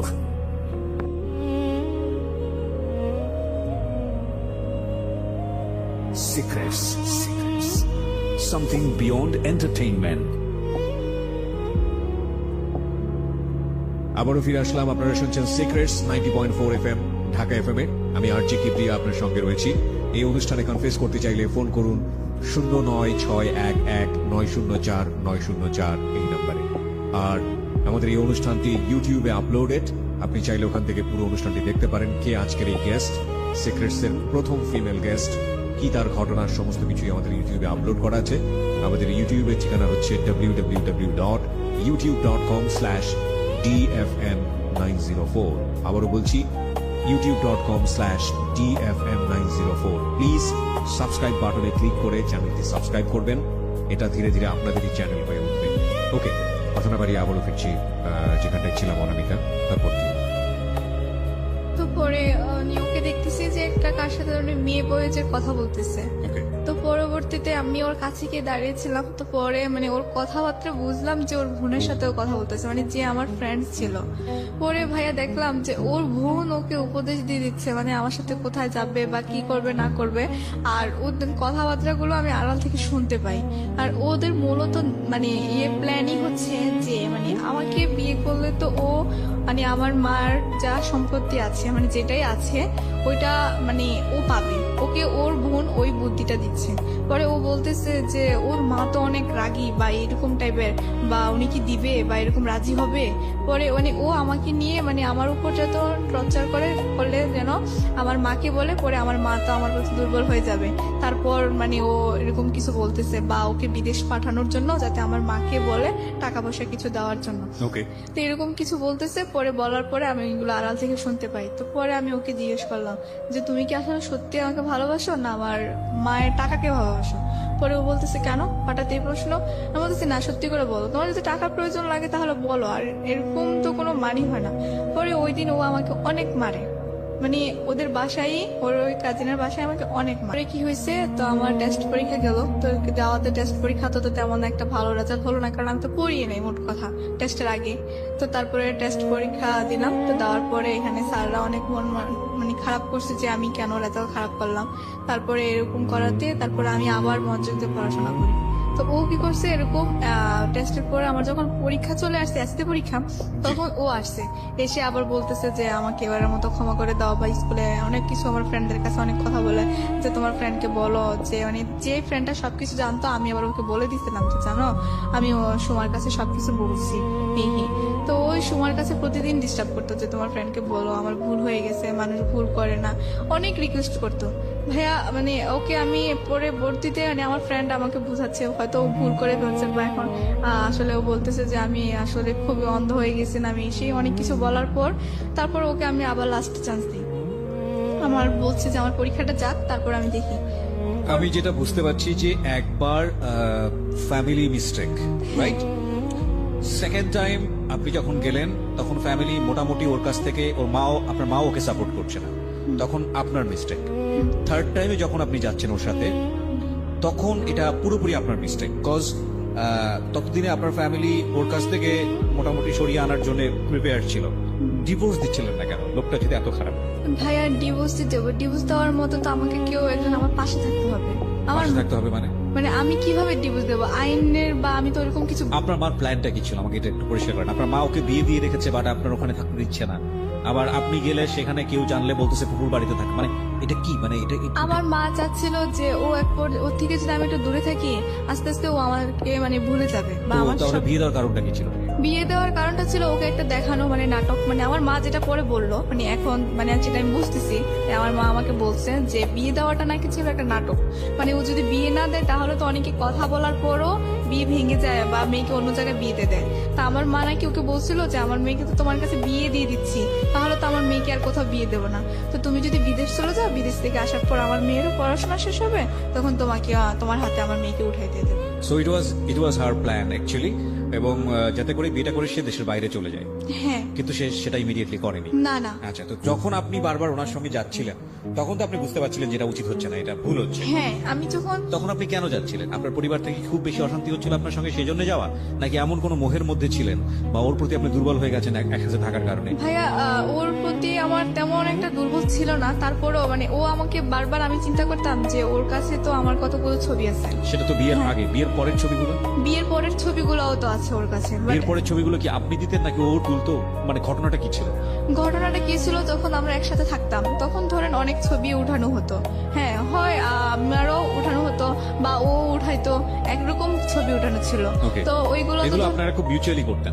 হ্যাঁ, তো আমার তো phone ছিল না তখন, ওরই phone ছিল, তো ওর ফোনে ধরেন আমাদের দুজনের এগুলো নোট করবেন আপনারা? হ্যাঁ হ্যাঁ, তারপর ধরেন ওর ফোনে আমার মানে ছিল আর কি, মানে ধরেন আমাদের দুজনের ছবি ছিল। তো ও কি করছে, পরবর্তীতে আমাকে বলতো যে মানে আমি যদি ওর সাথে না যেতে চাইতাম তাহলে আমাকে বলতো যে আমি এই ছবিগুলো, তখন তো তোমার মানে জাস্ট অল্প পিক ছিল, এখন তো তোমার আরো একদম ফুল ছবি আছে, এখন তুমি কি করবা, এখন তো তোমার যাওয়ার কোনো পথ নেই।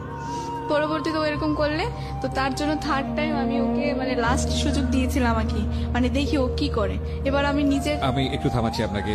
প্রথম কথা হচ্ছে যে যেই ছেলেটা কয়েকটা ছবি দিয়ে ব্ল্যাকমেইল করার কারণে আপনি তার ঘর সংসার করতে বাধ্য হচ্ছেন, ইমোশনালি বাধ্য হচ্ছেন, ফিজিক্যালি মেন্টালি যত রকমের টর্চার আছে সবকিছু করার পরেও আপনি বাধ্য হচ্ছেন, এবং সেই মানুষটাই আপনি যখন ওর সঙ্গে চলে যাচ্ছেন ইমোশনালি, তখন আপনি ঘরের মধ্যে গেলে বিভিন্ন রকমের ছবি তুলছেন। এইটা একটা পয়েন্ট করার মতো বিষয় প্রিয় শ্রোতা। প্রথম কথা হচ্ছে যে হাজবেন্ড এবং ওয়াইফ একই ঘরের মধ্যে থাকা অবস্থায় কি করছে না করছে সেটা তাদের একেবারেই ব্যক্তিগত বিষয়, কিন্তু যদি প্রেক্ষাপটটা এরকম হয় যে বিয়েই করা হয়েছে ছবি তুলে ব্ল্যাকমেইল করে, এবং বিয়েটাই করা হয়েছে যে এইরকম নুট ছবি দেখিয়ে, যেগুলো কোনো না কোনো ভাবে তার বাবা মায়ের ইজ্জতে বা সামাজিক সম্মানে আঘাত করতে পারে, সেক্ষেত্রে আপনার কি উচিত ছিল না যে পরবর্তীতে যে ছেলেটার সঙ্গে আপনার সংসার আদৌ হবে কি হবে না সেরকম কোনো গ্যারান্টি নাই, যে ছেলেটা আপনার উপর টর্চার করছে, তারপর আপনি ওর কাছে গিয়ে এই ছবিগুলো তুলছেন? আপনার তো সচেতন হওয়া উচিত ছিল। ভাইয়া আমি যখন এই ছবিগুলো মানে আমি যখন ওর সাথে সেকেন্ড টাইম চলে যাই, তখন ও আমাকে বলছিল কি মানে যে আমার তো তোমার সব ছবি ডিলিট করে দিছি, তোমার কোনো ছবি তো আমার কাছে নাই, দেখো আমি আগের থেকে যে বললাম না যে ও ভালো হওয়ার জন্য মানে ট্রাই করছিল, আমি ওকে বলছিলাম যে ও ড্রিঙ্কস করবে না আর মানে এরকম সবকিছু। প্রথম কথা হচ্ছে ও কিন্তু একটা অ্যাকিউজ দাঁড় করানোর চেষ্টা করছে, বাট এটা ভুল, এটা বড় রকমের ভুল, এবং ভুল থেকে অনেক বড় রকমের অপরাধ। হ্যাঁ, বয়সটাও আপনি চিন্তা করে দেখুন, ক্লাস 8-এ পড়ুয়া একটা বাচ্চা, শিশুর বয়স, এবং ওর বয়স আজকে এই মুহূর্তে 19, রাইট? তখন আপনি চিন্তা করে দেখেন 13-14 বছর বয়স, এবং 13-19 বছরের ছেলেমেয়েরাই তো কিশোর কিশোরী বলা চলে, তারাই অনেক বড় ধরনের ভুল করে, আর সেক্ষেত্রে 13-14 বছর পড়ুয়া একটা কিশোর কিশোরী তাদের ভুল করাটা তো আরো স্বাভাবিক, এবং ইমোশনালি ব্ল্যাকমেইল করা। আমি এই কথাগুলো এই কারণে বলছি যে ইদানিং আমাদের ভার্চুয়াল জগতে এই ছবি যেই পরিমাণ আমরা আদান প্রদান করি, বিশেষ করে পার্সোনাল ছবিগুলো, এগুলো অনেক সময় জীবনে অনেক বড় ধরনের বিপদ ডেকে নিয়ে আসতে পারে। কোনো মানুষ যদি এটা নিয়ে আপনাকে ব্ল্যাকমেইল করতে চায় সামাজিক সম্মানের জায়গাটা থেকে, আমরা অহরহ এই ধরনের ঘটনা চোখে পড়ছে আমাদের, এবং এগুলো এক ধরনের ভাইরাল হয়ে গিয়েছে আমাদের এই প্রবলেমগুলো। সরকার যথোপযুক্ত আইন করেছে, নিয়ম করেছে, এবং এটা এক ধরনের বড় রকমের সাইবার ক্রাইম। এটা আইন করার পরে কিছুটা কমেছে, নইলে একেবারে সেলিব্রিটি থেকে শুরু করে, বড় বড় সেলিব্রিটি থেকে শুরু করে সাধারণ মানুষ কেউই এই ধরনের মানে ভিকটিম হওয়ার বাইরে না। ঠিক আছে, কিন্তু এটা একটা জীবনকে কতখানি বিপদগামী করে তুলতে পারে এই ভুলগুলো, এই অপরাধগুলো, সেই উদাহরণটা আজকের সিক্রেটস। বলেন। তারপরে ভাইয়া ধরেন হুকুমে দিত যে না ছবিগুলো পাবলিশ করে দেবে, হ্যাঁ ও তো তখন বলতো। কেন ভয় পাইতেন? তো তখন তো আপনার হাজবেন্ড, ভয় পাওয়ার কি আছে? না, ও তো বলতো যে আমি এই ছবিগুলো পাবলিশ করে দেবো, আর কি বলতো যে মানে যে বিভিন্ন নাম্বার দিয়ে দে না, হ্যাঁ, তো বলতো যে ও আমার ফ্যামিলির নাম্বার দিয়ে দেবে ছবিগুলোর সাথে? হ্যাঁ, ছবিগুলোর সাথে, যে এই নাম্বারে ফোন দিলে ইমু পাবা, বা এই নাম্বারে ফোন করলে সুন্দর মেয়ে পাবা, তোমার নাম দিয়ে দেবো, তোমার নাম সব পাবা। ওকে। বলতেছে, বা ও বলতেছে যে তোমার ভালো ছবিও দিয়ে দেবো। এবং আপনারা দেখবেন যে ইউটিউবে এরকম অসংখ্য ভিডিও পাওয়া যায় যেখানে একটা মেয়ের ছবি দিয়ে এবং নাম্বার দিয়ে এই ধরনের ঘটনা কিন্তু অসংখ্য আসে, এবং এগুলো এক ধরনের সামাজিক ব্যাধি। যেই আইডি থেকে, যেই ধরনের ইয়ে থেকে এটা আপলোড করা হয়, আমার মনে হয় যে তাদের এগেনস্টে সরকারের ব্যবস্থা নেওয়া উচিত।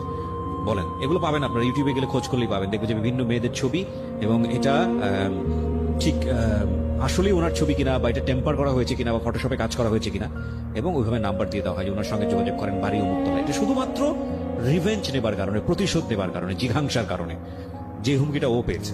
পরবর্তীতে তখন মানে আমি ভাবলাম যে ঠিক আছে, ও যখন আমার কাছে মানে কি বলবো ভাইয়া, ওই সময় ও একদিন আমার পায়ে পর্যন্ত এসে ধরছে যে আমাকে এবার লাস্ট চান্স দাও, আমি মানে ভালো হয়ে যাবো। এটা থার্ড টাইমের পরে, থার্ড টাইম মানে যখন লাস্ট বার, তৃতীয়বার। হ্যাঁ, তখন আবার আমি বললাম যে একটা মানুষ আমার পায়ে এসে ধরলো, মানে নিশ্চয়ই সে হয়তো তখন ভুল করেছে, মানুষ মাত্র তো ভুল করে, আর ও এখন নিশ্চয়ই ভালো হয়ে যাবে, ওকে আমি একটা লাস্টে চান্স দিই। কিন্তু এইবার ভাইয়া মানে আমার মামার আমার প্রতি এত খুব হয়েছিল যে মানে আমি 2-1 দিন পর পর না বলে মার কাছে চলে যাই, বা এটা কি হয়তো মামারা বুঝতে পারে নাই, অবশ্যই বুঝতে পারছে, আর মামি তো আছেই ধরেন বাসায়, তো ওরা তো একটু বলবেই।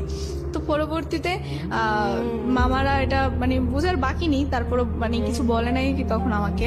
তো আমি যখন চলে যাই তখন গিয়ে দেখি মানে সে আগের মতোই, মানে 1-2 দিন ভালো থাকে, তারপর আবার সেই হয়ে যায়। তো তখন আমি ওকে বললাম যে মানে আমার এরকম মানে আমার কি অপরাধ যে আমাকে 2 দিন পর পর এইভাবে আনার পর, তখন ও আমাকে ডাইরেক্ট বলে যে তোর মাকে বল আমাকে বিদেশ পাঠাইতে, আর না হলে তুই এখান থেকে মানে আর জীবিত ফিরে যেতে পারবি।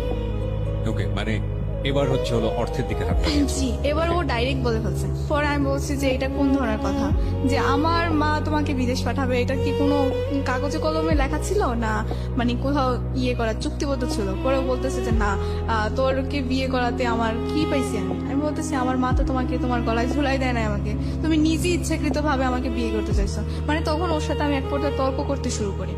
পরে তখন তো একটু বুঝি, যেহেতু এসএসসি পরীক্ষা দিছি। পরে ওকে আমি বলতেছি যে আমার মা তো তোমার ইচ্ছে করে গলায় ঝুলাই দেয় মানে না। বিয়ের প্রায় 2 বছর হয়ে গেছে তখন। হ্যাঁ, এই অন এন্ড অফ, কখনো থাকছেন কখনো চলে আসছেন ওখান থেকে। হ্যাঁ। ফার্স্ট টাইম বুঝালেন আপনি পুকুর বাসায় আছেন, সেকেন্ড টাইম আপনি কি বুঝালেন? সেকেন্ড টাইম বুঝালে মার কাছে চলে গেছি। থার্ড টাইম তখন তো ধরেন আমি যখন বাসায় আর মামাদের বাসায় যাওয়া হয়নি, কারণ আমার তো তখন আপনি পরীক্ষা। কোথায় চলে গেছেন? তখন একদম মানে ওর থেকে চলে আসার পর সেপারেট হয়ে আমি ঢাকায় চলে আসি, এখানে ইন্টারভিউ। ওকে, আমরা স্টেপ বাই স্টেপ যাই। হ্যাঁ। তারপরে পরবর্তীতে কি করছে মানে ওর সাথে তখন আমার মানে কি তুমুল ঝগড়া হয়। ঝগড়া হওয়ার পর ও আমাকে অনেক মারে, মানে মারার মানে এমন মারে মানে আমি আবার ওই যে আমার মা আর মামারা যেখানে মারছিল সেন্সলেস হয়ে গেছে ওরকম হয়ে যায়। পরবর্তীতে তখন ওর ফ্রেন্ডের বাসায় ছিলাম, তো পরে ওর ফ্রেন্ড কি করছে আমাকে হসপিটালে নিয়ে ভর্তি করানোর পর মানে আমি ওইখানে হসপিটাল থেকে পরে আমি আমার মানে ঢাকায় যে আন্টি, ওই আন্টিকে ফোন দিই যে আন্টি এরকম এরকম আমি তো হসপিটালে, আমাকে এসে নিয়ে যান। বলছে যে তোর কি হয়েছে? বলতেছি আমি পরে বলবো যে আমার কি হয়েছে, আমাকে এসে নিয়ে যান। পরে উনি নিয়ে গেছে, নিয়ে যাওয়ার পর আমি বলছি যে এরকম এরকম আসলে আমি তো মানে আমার ফ্রেন্ডের বাসায় গেছিলাম, মানে আন্টিকেও আমি সত্যি কথাটা বলি নাই, কারণ আমার মনে একটাই মানে আমি বুঝি নাই যে আমার মা কি তখন রাগ করে বলছিল না কিসের কারণে বলছে।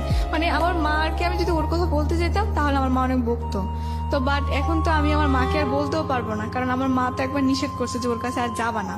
এখন আমি গেছি, আবার ও আমার মাকে ফোন করে অনেক হুমকি দিছে যে টাকা পয়সা না দিলে আপনার মেয়েকে এই করবো সেই করবো। তারপরেও যখন আমার মা মানে একটু নরম হয় নাই, আমার মা তো আমার প্রতি অনেক রাগ। এখন আমি কি করব? পরে আন্টির হাতে পায়ে ধরলাম, অনেক কিছু করলাম যে আমি তো এরকম এরকম আমার ফ্রেন্ডের বাসায় মানে আম্মুর সাথে রাগ করে চলে আসছি, এখন কি করবো না। আমি জানি যে আমার মায়ের কথাটা বলবে না আন্টিকেও, পরে বলাতে তারপর বলছে যে ঠিক আছে তোর তুই এসে যে পরীক্ষা দিচ্ছিস এখন ঢাকা এখানে ভর্তি হয়ে যা, আর তোর মাকে আমি ম্যানেজ করবো, কোনো সমস্যা নেই। পরবর্তীতে ঢাকায় ভর্তি হয়ে গেলাম।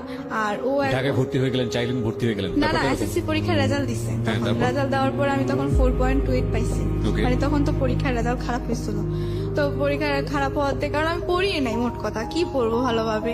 তো পরে মানে আমার ফিজিক্স কেমিস্ট্রি বায়োলজিতে আমি সায়েন্স স্টুডেন্ট ছিলাম, মানে ভালোই প্লাস আসছিল, কিন্তু আমার মেয়েতে গিয়ে খুব খারাপ রেজাল্ট হয়েছে একটা।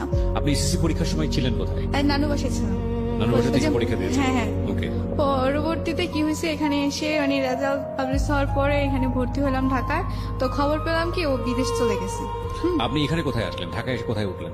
ঢাকায় এসে মিরপুরে আন্টির বাসায় উঠছি। মানে আন্টি মানে কি ধরনের আন্টি? আন্টি বলতে আমার আপনার আন্টি। আপনার আন্টি তো আপনাকে জায়গা দিল? হ্যাঁ দিছে। মানে আমি ওনাকে বলছিলাম আর কি যে আমি একটা ফ্রেন্ডের মানে ভুল করে আম্মুর সাথে রাগ করে ফ্রেন্ডের বাসায় চলে আসছি। পরে খালামুনি হঠাৎ করে মানে আমি খুব অসুস্থ হয়ে পড়ছি, আমার ফ্রেন্ড আমাকে এখানে ভর্তি করেছে। তো ভর্তি করানোর পর তো এখন আন্টি মানে আম্মু আর ফোন করে আবার বলছে, কারণ আম্মু তো সত্যি কথাটা এখন বলতে পারবে না, কারণ মানে আপনার আম্মু সামহাও আপনার আন্টি কনভিন্স করেছে এই বিষয়টা? জি, জি। ওকে। পরবর্তীতে করাতে তারপরে কি করছে, এখন আমি ঢাকায় পরে পড়াশোনা করতেছি। পরবর্তীতে শুনতে পারলাম যে মানে ওনাকে আমার মাকে প্রচন্ড চাপ দিচ্ছে, মানে টাকা পয়সা দেওয়ার জন্য। আপনি প্রথম দিকে যেটা বলছিলেন যে আপনার মার সঙ্গে আপনার বাবার সম্পর্ক খারাপ ছিল, হ্যাঁ। আপনি সিদ্ধান্ত নিয়ে আপনার মার এগেনস্টে গিয়ে তারপরে কি করছে, এখন আমি ঢাকায় পরে পড়াশোনা করতেছি। পরবর্তীতে শুনতে পারলাম যে মানে ওনাকে আমার মাকে প্রচন্ড চাপ দিচ্ছে, মানে টাকা পয়সা দেওয়ার জন্য। আপনি প্রথম দিকে যেটা বলছিলেন যে আপনার মার সঙ্গে আপনার বাবার সম্পর্ক খারাপ ছিল, হ্যাঁ। আপনি সিদ্ধান্ত নিয়ে আপনার মার এগেনস্টে গিয়ে আপনি বারবার আপনার মায়ের বিয়ে দেওয়া যে হাজবেন্ড হ্যাঁ। তার কাছে গেছেন। মানে ছেলেটার নাম কি ছিল? ছেলেটার নাম মানিক ছিল। মানিকের কাছে আপনি বারবার গেছেন। তো এই গল্পের মাঝখানে আমি কোথাও পেলাম না যে আপনার সমস্যা নিয়ে আপনি নিজে আপনার বাবার কাছে গেছেন। ভাইয়া আমি তো আমার বাবার কাছে যেতে পারি না, কারণ আমার মা আমাকে সম্পূর্ণ নিষেধ করে দিয়েছে। সো আপনার মা তো আপনার ওই ছেলেটার কাছে যেতে নিষেধ করেছে, তো আপনি সেখানে মান নিষেধ অমান্য করে বারবার গেছেন। কিন্তু ভাইয়া বাবার এটাই কাছে আমার জীবনের সবচেয়ে বড় ভুল ছিল। এখন বুঝতেছি যে আমি আমার বাবার কাছে যদি হয়তো যতই বাধা বিপত্তিক্রম করে আমি যেতাম, আমার মনে হয় যে আমি কোনো না কোনো একটা সলিউশন পেতাম বা কোনো সাহায্য পেতাম, কিন্তু আমি তখন আমার মাথায় বুদ্ধিটা because actually we are emotional ফুল।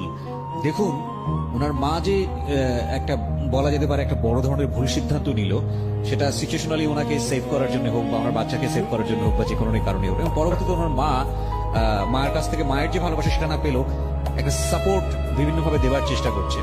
এত যে কমপ্লেক্সিটি ওর লাইফে এসছে, ও কখনো নিজে থেকে ফিল করেনি আমার বাবার কাছে যাওয়া উচিত। বাবার দিক থেকেও আমার একটা প্রশ্ন থাকে।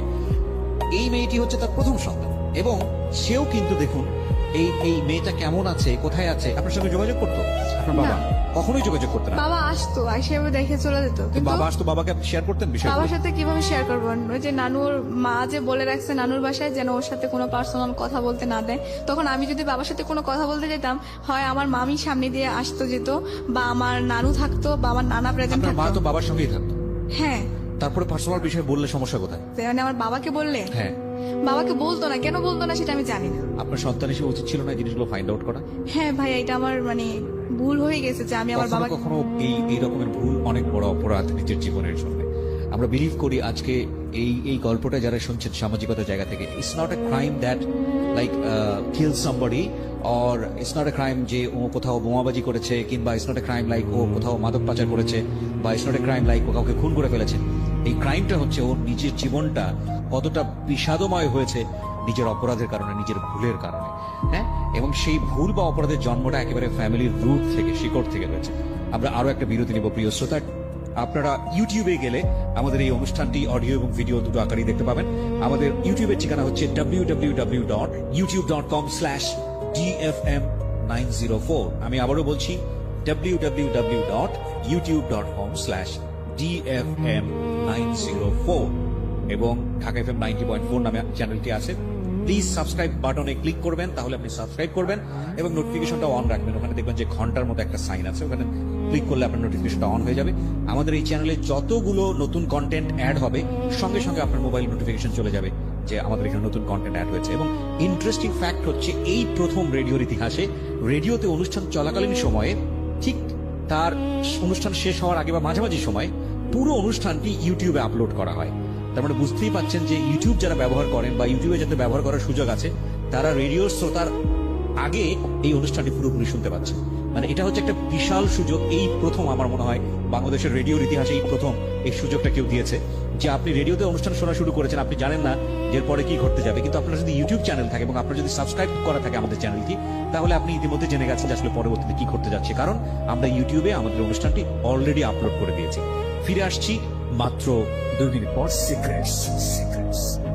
Something beyond entertainment.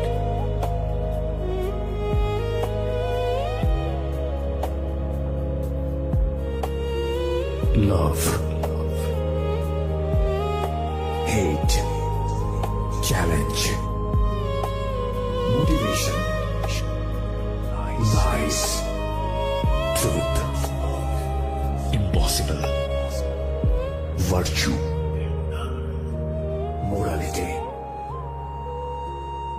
Something beyond entertainment. Welcome to my stage of reality. Stay tuned.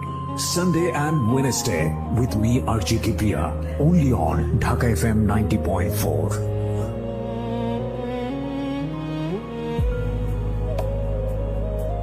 Secrets.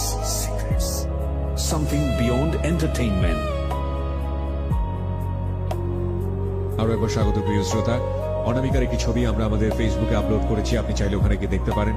আমাদের ফেসবুকের ঠিকানা www.facebook.com/ilovedhakafm। আমি আবারও বলছি www.facebook.com/ilovedhakafm। ওকে, আর এই ফাঁকে আপনাদেরকে বলি, যারা এই অনুষ্ঠানে কনফেস করতে চান জীবনের ভয়াবহতম দুর্ঘটনার কারণ কি, কি অপরাধ করেছিলেন, কি ভুল করেছিলেন, সেটার পেছনের কারণ আপনি দায়ী ছিলেন না, বা হোয়াট এভার ইট ইজ, বাধ্য হয়েছেন, সেই সিক্রেটস যদি এখানে রিভিল করতে চান যা কেউ জানে না, শুধু বলতে চান এই কারণে যাতে মানুষ আপনার মতো ভুল বা অপরাধ না করে, so please call us. Phone নাম্বারটা হচ্ছে 09611904904। আমি আবারও বলছি 09611904904। কথাটা বাড়ি আমি আবারও ফিরছি যিনি গেস্ট অনামিকা তার কাছে। অনামিকা, দেন কি? তারপরে ভাইয়া মানে আমি তো ধরেন এখন ঢাকায় আছি, ঢাকাতে? মানে হ্যাঁ, ম্যানেজ করলো পরে ও, আমি শুনলাম যে আমার মাকে নাকি ফোন করে অনেক হুমকি ধমকি দিচ্ছে যে কিছু টাকা দেওয়ার জন্য বিদেশ যাবে। তো পরে আমার মা কি করলো যে পরে বললো কি, আমি বললাম যে মা আমি তো তোমার সন্তান, আমি তো তোমার কাছ থেকে কিছু কোনোদিনও চাই নাই, তো তুমি যদি এখন মানে আমি একটা জিনিসে চাইবো তোমার কাছে যে তুমি ওকে কিছু টাকা দিয়ে বিদেশ পাঠিয়ে দাও, কারণ এই অশান্তি আমারও ভালো লাগতেছে না, ও দেশে থেকে এরকম টর্চার করবে, আমি একটা শান্তি পরিবেশে ঢাকায় থাকি। পরে আমার মা ওকে মানে 1 লক্ষ তা 1.5 লক্ষ টাকার মতো ওকে দেয়।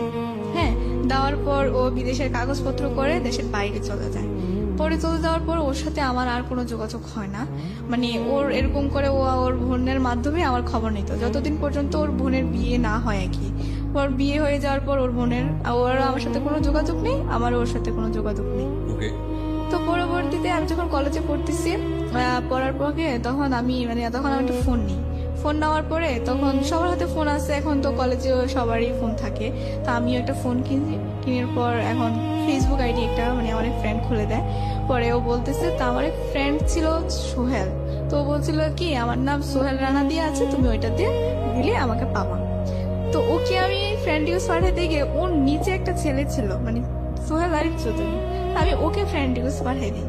পাঠাই দেওয়ার পর মানে একজনকে পাঠাই দিকে মিস্টেক আরেকজন হয়ে গেছে। তো পরবর্তীতে ও কি করছে, আমার ফ্রেন্ড ইউজের এক্সপেক্ট করছে, করার পর এখন দেখি কি মানে ও আমাকে হাই পাঠায়। তো পরে আমি বললাম যেটা কি, পরে 2-3 বার হাই পাঠাতে আমি হ্যালো লিখি। ছেলেটার নাম কি ছিল? ছেলেটার রিয়েল নাম হচ্ছে আরিফুল ইসলাম চৌধুরী সোহেল। আরিফুল ইসলাম চৌধুরী সোহেল ছিল রিয়েল নাম। হ্যাঁ, তো পরে ওর সাথে এরকম হাই হ্যালো চ্যাটিং করতে করতে এক পর্যায়ে ও আমাকে বলে যে আপনার ফোন নাম্বারটা কি একটু দেওয়া যাবে। তো আমি বলতেছি যে আপনাকে আমি চিনি না জানি না, ফোন নাম্বার কেন দেবো। তো পরে বলতেছে যে আপনার সাথে একটু কথা বলবো। তো কি হয়েছে ভাইয়া, তো পরে ও আমার ফোন নাম্বারটা নেওয়ার পরে ওই দিন রাতেও আমাকে ফোন দেয়। তো এরকম অনেকক্ষণ রাতে কথাবার্তা হইতো। তো হওয়ার পরে ওকে আমি জিজ্ঞেস করলাম যে আপনাদের দেশের বাড়ি কোথায়। পরে ও বললো যে চিটাগাং রাজা। তো পরে ওর পিক দেখেও মোটামুটি মানে ভালোই দেখলাম। তো ওইখান থেকে কথাবার্তা হয় তো ভালোই। তো পরবর্তীতে তারপর ও বললো যে, আমি বললাম যে দেশের বাড়ি কোথায়, তো পরে বললো যে চিটাগং রাউজানে। তো ওর বাবা ছিল আবার ওইখানকার মেয়র, তো মানে সাবেক মেয়র আর কি। তো উনি মারা গেছে। তো পরে ও কি করছে, ওইখান থেকে মানে ওর সাথে আমার কথাবার্তা এক পর্যায়ে দেখা হওয়ার পরে ও মানে আমাকে বলতেছে যে তোমার ফ্যামিলি মেম্বার কে আছে বা তাদের সাথে কি আমি একটু কথা বলতে পারি। তারপরে বললাম যে আমার ফ্যামিলি মেম্বার তো তেমন মানে ক্লোজলি কেউ নেই, আমার নানু আছে আর আমার আন্টি আছে। সে সময় আপনার হাজবেন্ড সে কি দেশের বাইরে? সে দেশের বাইরে, তার সাথে আমার কোনো যোগাযোগ বা কোনো কোথায় কিছু- চলে গেছে? মানে আপনার হাজবেন্ড দেশের বাইরে যাওয়ার কতদিন পরে হবে? এটা যাওয়ার প্রায় আমার ফার্স্ট ইয়ার শেষ, মানে 1 বছরের মতোই কাছাকাছি হয়ে যাবে। তো ওই সময়টাতে হাজবেন্ডের সঙ্গে আপনার কোনো যোগাযোগ কোনো নেই? যোগাযোগ নেই, কোনো ইয়ে নেই। কেন যোগাযোগ নাই? ও বলছে যে ও আমার মাকে শর্ত দিছিল যে ও যদি দেশের বাইরে চলে যেতে পারে, ওকে টাকা দিলে ও আমার সাথে আর কোনোদিনও যোগাযোগ রাখবে না। যোগাযোগ রাখবে না বলতে কি এটা কি ফর্মালি কাগজে কলমে শেষ হবে নাকি এমনিতে যোগাযোগ অফ করে দিবে? মানে ও বলছে যে মানে কাগজে কলমে শেষ করে দিবে, কিন্তু এটা ও করে নাই। ও কি বলেছিল? মানে ও কাগজে বলেছিল যে মানে কাগজে কলমে হবে, কাগজে কলমেই হবে, মানে হ্যাঁ। ডিভোর্স দিয়ে দিবে। জি। এটাও আপনার ফ্যামিলির যোগাযোগ নাই? কোনো যোগাযোগ নেই, কোনো ইয়ে নেই। কেন যোগাযোগ নাই? ও বলছে যে ও আমার মাকে শর্ত দিছিল যে ও যদি দেশের বাইরে চলে যেতে পারে, ওকে টাকা দিলে ও আমার সাথে আর কোনোদিনও যোগাযোগ রাখবে না। যোগাযোগ রাখবে না বলতে কি এটা কি ফর্মালি কাগজে কলমে শেষ হবে নাকি এমনিতে যোগাযোগ অফ করে দিবে? মানে ও বলছে যে মানে কাগজে কলমে শেষ করে দিবে, কিন্তু এটা ও করে নাই।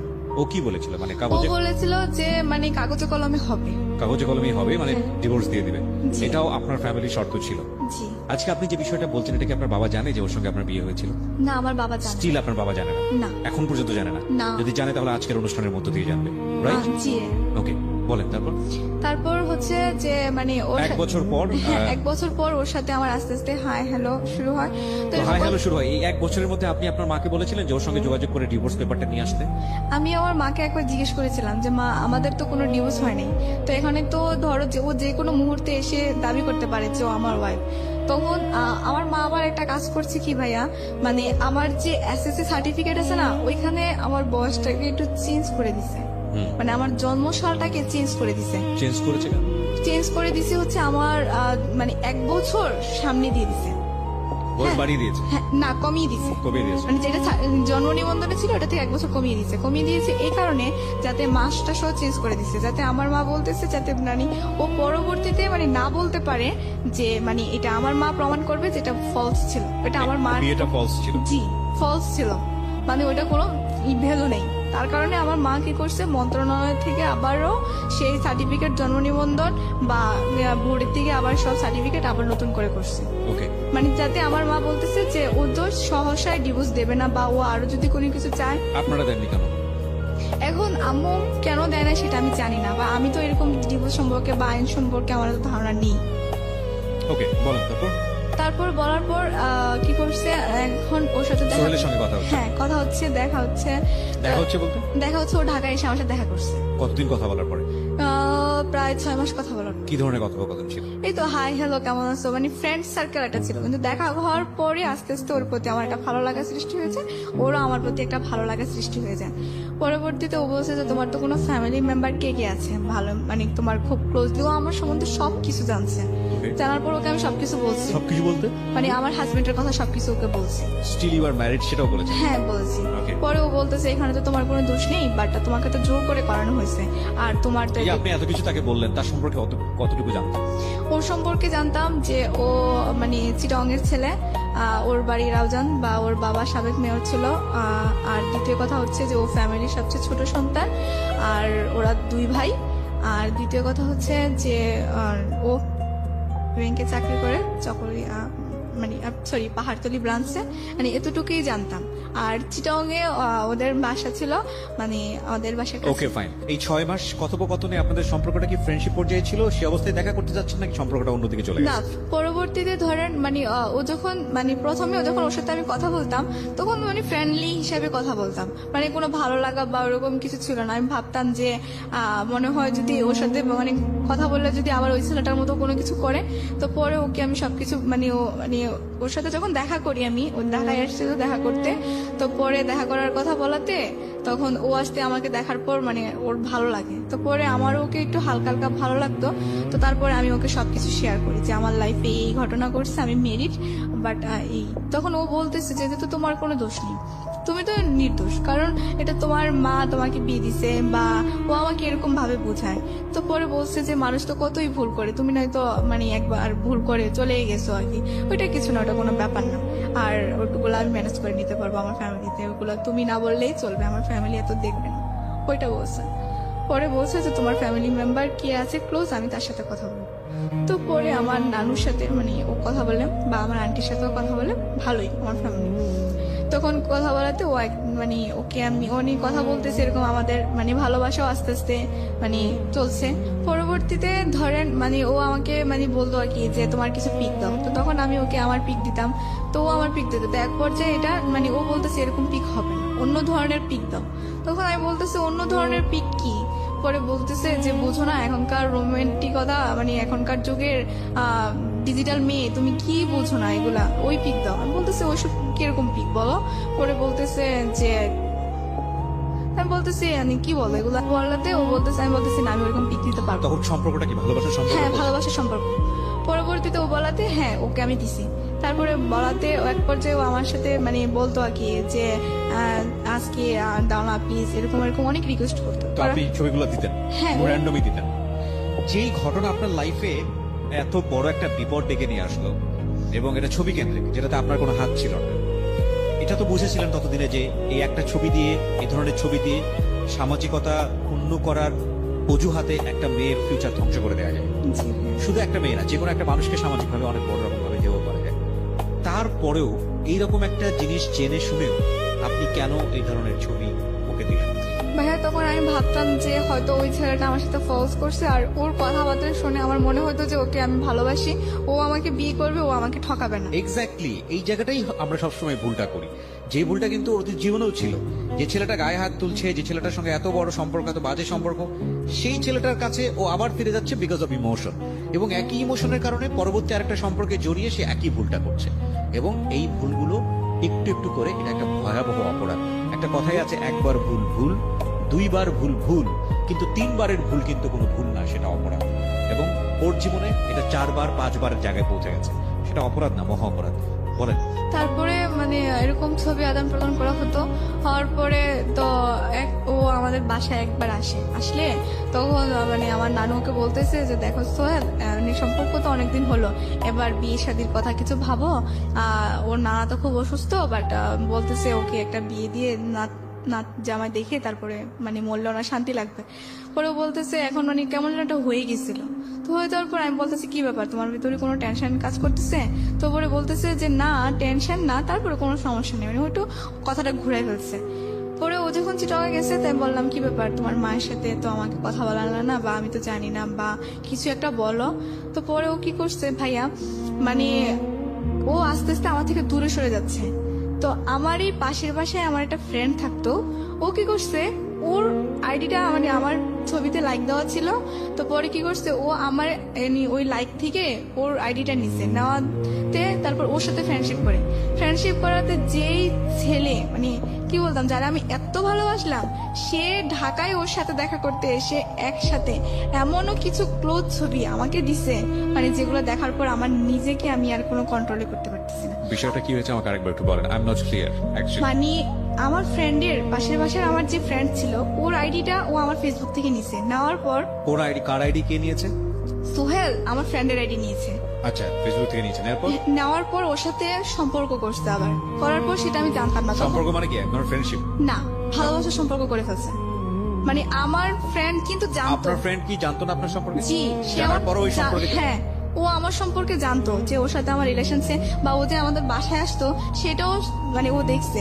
বা ও অনেক সময় দুষ্টামি করতো যে ভাইয়া কেমন আছেন, বা আপনাদের বিয়ের পর কিন্তু আমি চিটংয়ে যাব, বা আপনার মতো এরকম হ্যান্ডসাম ছেলে আমাকে একটা খুঁজে দিবেন, এরকম দুষ্টামি করতো।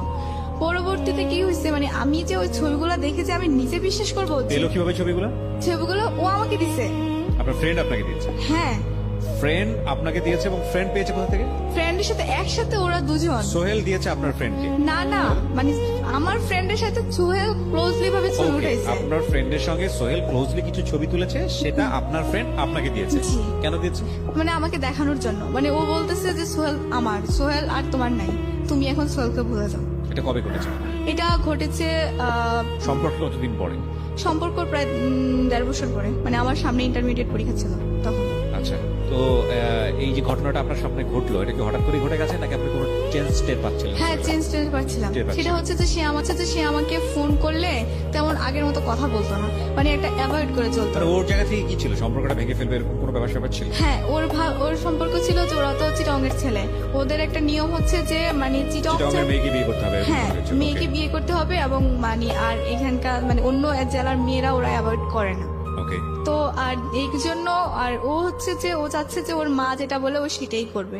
হ্যাঁ, তো আমি বলছি যে তোমার মায়ের সাথে তো আমি একবার এই কথাটাও বলছিলাম যে আমি কথা বলি আন্টির সাথে, যদি আন্টির আমার ভালো না লাগে তাহলে আর কোনো দরকার নেই। তো পরে ও বলছে যে না, প্রথমে আমাকে বুঝাইতো যে আমার মার ভালো লাগবে এসে। তো পরবর্তীতে ও আমাকে মানে এত ভাবে হার্ট করছে, ছবিগুলো তো দিছে। আবার ও আমাকে বলছে কি যে তুমি তোমার আগের হাজবেন্ড আছে বা ওর সাথে তুমি চলে যেতে পারছো, এরকম করতে পারছো, তুমি যে আমার বিয়ের পর আরেকটা ছেলে মানে তোমার হাজবেন্ডকে রেখে তুমি আমার সাথে রিলেশন করছো, এখন যে তুমি আরেকটা ছেলের সাথে চলে যেতে পারবে না তার তো কোনো গ্যারান্টি নেই, তাহলে আমি কি করে তোমাকে বিলিভ করবো? এটা আপনাকে সে বলল? হ্যাঁ। Fine, তারপরে ভাইয়া ওই দিন মানে আমি কি যে বলবো, মানে আমার এত পরিমাণ কান্না লাগছিল, মানে আমার মায়ের যে কষ্টটা ওইটাও মনে হয় যে ওর থেকে আরো দ্বিগুণ কষ্ট আমার বেশি লাগছিল। আপনি যখন ইন্টারভিউতে পড়ছেন ওই সময়কার ঘটনা এটা, জি। আপনি যথেষ্ট ম্যাচিউর, আপনি একটা ছেলের সঙ্গে বিয়ের সম্পর্কে জড়ানোর কথা চিন্তা করছেন এবং আপনার এক্সিস্টিং লাইফে হাজবেন্ড থাকার পরেও আমি বুঝতে পারছি যে তাকে আপনি মন থেকে কখনো হাজবেন্ড মনে করেন। এটা একটা মাঝে মাঝে যে কয়েকদিন গিয়েছেন সেটা ইমোশনাল ব্যাপার ছিল, কিন্তু এটা তো অবশ্যই লিগেলি একটা সম্পর্ক ছিল। তো সেই লিগ্যাল সম্পর্কটা আপনি তো চেষ্টা করলে কারো কাছ থেকে জেনে বা ইভেন যে যার সঙ্গে আপনি সম্পর্কে জড়াচ্ছেন তার কাছ থেকে জেনে হলেও আপনি ডিভোর্সটা দিতে পারতেন, দিয়ে আপনি সম্পর্কে জড়াতে পারতেন। আপনি তো সেটা করেননি, কেন করেননি? ভাই করিনি। আমি আম্মুর কাছে বলাতে মানে আম্মু বলতো যে হ্যাঁ আমি তো এরকম করে ফেলছি, ওর তো কাছে তো কোনো প্রমাণ নেই, ও তুমি ডিভোর্স দিয়ে বা কি করো? ডিভোর্স দিলে এটা কি আপনি সেকেন্ড রিলেশনশিপে যার সঙ্গে জড়াচ্ছেন সোহেল, সে কি এটা জানতো? হ্যাঁ, জানতো। জানার পরে তার কাছ থেকে প্রতিক্রিয়া কি ছিল? তার কাছে প্রতিক্রিয়াতে ওই তো বললাম, সে বললো যে এগুলো কোনো কিছুই না, এগুলো কোনো আপনি লিগ্যালি তার ওয়াইফ, তো আপনাকে নিয়ে যদি সে সংসারের কথা চিন্তা করে সেটা তো পারবেই না সে। না। আম্মু তো ওই যে বললাম না চেঞ্জ করে ফেলছে, আম্মু তো বলতেছে আমাকে যে ওটা কোনো বিয়ে না, ওটা কোনো কিছু হবে না, তোমার ওইটা কাগজটা ভুয়া মানে প্রমাণ করতে চাইলে ও যদি প্রমাণ করে যে তুমি ওর ওয়াইফ এটা তাহলে। কি ও বিশ্বাস করেছিল? হ্যাঁ, আমিও তো বিশ্বাস করেছি, আমি আজও পর্যন্ত সেটা বিশ্বাস করি। বোকার স্বর্গ মানে শুনেছি এতদিন, বোকার স্বর্গটা আজকে আমার মনে হচ্ছে যে দ্য স্টেজ অফ রিয়েলিটিতে এসে বসেছে বোকার স্বর্গ। ওকে, বলেন তারপরে ধরেন মানে ওর সাথে আমি আমার একটা মানুষের জন্য ট্র্যাপ হয়ে ফেলতে চাচ্ছি একটা মানুষকে, কিন্তু আনফরচুনেটলি আমি নিজে ট্র্যাপের মধ্যে ঢুকে বসে আছি। যেটা ওর মার কথা শুনে আমার কাছে মনে হচ্ছে যে সামহাউ ও এই ঘটনার থেকে বাঁচানোর জন্য ওনার মেয়েকে সেভ করার জন্য বিভিন্ন রকমের ফন্দি ফিকির করতেছে, কিন্তু সেই ফন্দি ফিকিরে সে নিজেই আটকে বসে আছে। It's very interesting. এবং এই ছেলেটার যে ফায়দাটা ছিল, ওনার যে হাজব্যান্ড মানে লিগেলি যে হাজব্যান্ড, সে কিন্তু তার ফায়দাটা ঠিকই লুটেছে এবং সে কিন্তু ঠিকই দেশের বাইরে গিয়ে বসে আছে, পয়সাটা সবকিছু ব্ল্যাকমেইল করছে যথেষ্ট রকম ভাবে, এবং সে যথেষ্ট গেইনার বলা যেতে পারে তার জায়গাটাতে। তারপরে ধরেন মানে আর সোহেলের সাথে আর কথা বলা অফ হয়ে গেছে, তো আমি ইন্টারভিউ পরীক্ষা দিলাম। আপনার ফ্রেন্ডটাকে আপনি কি বললেন? যে আমার friend আপনার- ফ্রেন্ডটাকে ওকে আমি আর কিছু বলিনি, কারণ এটা তো ওর দোষ ছিল না। একটা ছেলে যদি একটা মেয়েকে যদি ধরেন প্রশ্রয় নেয় দেয় তাহলে তো মেয়েটা কিছু করতে পারে, আর মেয়েদের মন এমনিতেও নরম, মানে একটু ভুলালে ওদেরকে ভুলানো যায়। তার মানে আপনি বলতে চাচ্ছেন যে আপনার বান্ধবীকে সেই কনভিন্স করে, ছেলেটাই কনভিন্স করে? হ্যাঁ, কারণ ও তো ফ্রেন্ড রিকোয়েস্ট পাঠাইছে, আমার বান্ধবী আমাকে দেখাইছে। পরে যখন মানে আমি ওকে মানে বললাম যে তুই আমার সাথে এরকম কেন করলি, পরে ও আমাকে দেখাইছে যে আমি ফ্রেন্ড রিকোয়েস্ট পাঠাইনি। ওরা কি কন্টিনিউ করেছে পরবর্তীতে রিলেশনশিপটা? না, ওরা ব্রেকআপ করে দিয়েছে। তো কারণ ওর তো ছিল যে ওর সাথে রিলেশন করলে ওর ছবিগুলো আমাকে দেখাইলে তো পরে আমার আর আমার ফ্রেন্ডের ভিতরে দ্বন্দ্ব লেগে ও মাঝখান থেকে সরে যায়। মানে ছেলেটা মাঝখান থেকে করে? জি। ওকে, তারপর কি হয়েছে মানে এটা নিয়ে ধরেন আমার ইন্টারমিডিয়েট পরীক্ষার পর তো এখন আমার তো ধরেন কি বলবো, আর আমার তো আর বলার মতো কোনো ভাষাই ছিল না। আমার বলতে গেলে আমি কোনো ছেলেদেরকে দেখলে আমার ওই সোহেলের কথা মনে হয়ে যেত, মানে রাস্তা ওরা চিট বা এরকম কিছু মনে হতো। তো পরবর্তীতে ধরেন ভাইয়া মানে আমি নিজে একটা প্রতিজ্ঞা নিলাম যে আমার লাইফে যেহেতু এত কিছু ঘটনা ঘটেছে, হ্যাঁ, সো আমি আমার মানে নিজকে এবার প্রতিষ্ঠিত করবই করবো। তো প্রতিষ্ঠিত করতে গেলে তখন আর আমার ইন্টারমিডিয়েটের রেজাল্ট ছিল পাস আসছিল, ভালোই রেজাল্ট হয়েছিল। তো এখন এসএসসি তে তো আমার একটু পয়েন্ট নিচে নেমে গেছে, যে 4 পয়েন্ট চলে আসছে। এই কারণে তো আমি ধরেন সরকারি মেডিকেলে চান্স পাওয়াটা খুবই কষ্টকর হয়ে যাবে। তো আমি খুবই মানে চেষ্টা করেছি, মানে আমার খুব ইচ্ছে ছিল যে আমি একজন সরকারি মেডিকেলে পড়াশোনা করব। তো মানে আমি খুবই পড়াশোনা করতেছি, মানে আমার আর আদার্স কোনো টেনশন নেই। মানে এখন আমার মূল ইয়ে হচ্ছে যে আমার বাবা মাকে আমি একত্রে করে দেব, আর আমি মেয়ে হয়ে আর আমি একজন ডাক্তার হয়ে এবং মানুষের সেবায় নিয়োজিত করবো। আর কখনো কোনো ছেলের লাইফে বা কারোর সাথে জড়াবো না, এরকম একটা দ্বিধা মানে মনে প্রতিজ্ঞা আসছিল আর কি। পরে আসার পর আমি চিটংয়ে গেলাম। চিটংয়ে যাওয়ার পরে ওইখানে মানে আমার ফ্রেন্ড সার্কেলদের সাথে সাগরের পানিতে আমার ফোনটা নষ্ট হয়ে যায়। সো আমি যেটা বুঝি যে আপনি এখন প্রাইভেট একটা মেডিকেলে পড়াশোনা করছেন এবং আপনার খরচটা আপনার মাই দিচ্ছে, জি। নাকি আপনার নিজের খরচ জোগাড় করেন? আমি একটা কোম্পানিতে চাকরি করি ছোটখাটো। করে আপনি আপনার পড়াশোনা চালাচ্ছেন। হুম। তো ফাইনালি আমরা কি পেলাম? লাইক আপনি এই যে এত বড় ধরনের একটা প্রবলেম ফেস করলেন, বা আপনার যে ছবিগুলো, আমি যতদূর জানি যে এই ছবিগুলো এখন শুধু আপনার হাজবেন্ডের কাছে না, আপনি আমাকে অনুষ্ঠান শুরুর আগে বলছিলেন তার ফ্যামিলি মেম্বারদের কাছে ছবিগুলো আছে, জি। এবং এগুলো খুব রিস্কি টাইপের ছবি, এবং সেটা সম্ভবত তার ফ্যামিলি মেম্বাররা তার কাছে রেখেছে, এবং যে কোনো মুহূর্তে এগুলোতে তারা আপনাকে ব্ল্যাকমেইল করতে পারে। সো আপনি যদি আপনার জায়গা থেকে ডিভোর্সও দেন, সেটাও একটা বিপদগামী সম্পর্কের দিকে যেতে পারে। এবং আপনি যদি এটাও প্রমাণ করার চেষ্টা করেন যে না, বিয়েটা একটা হয়ও নাই, তাহলেও সে রিভেঞ্জ নিতে পারে।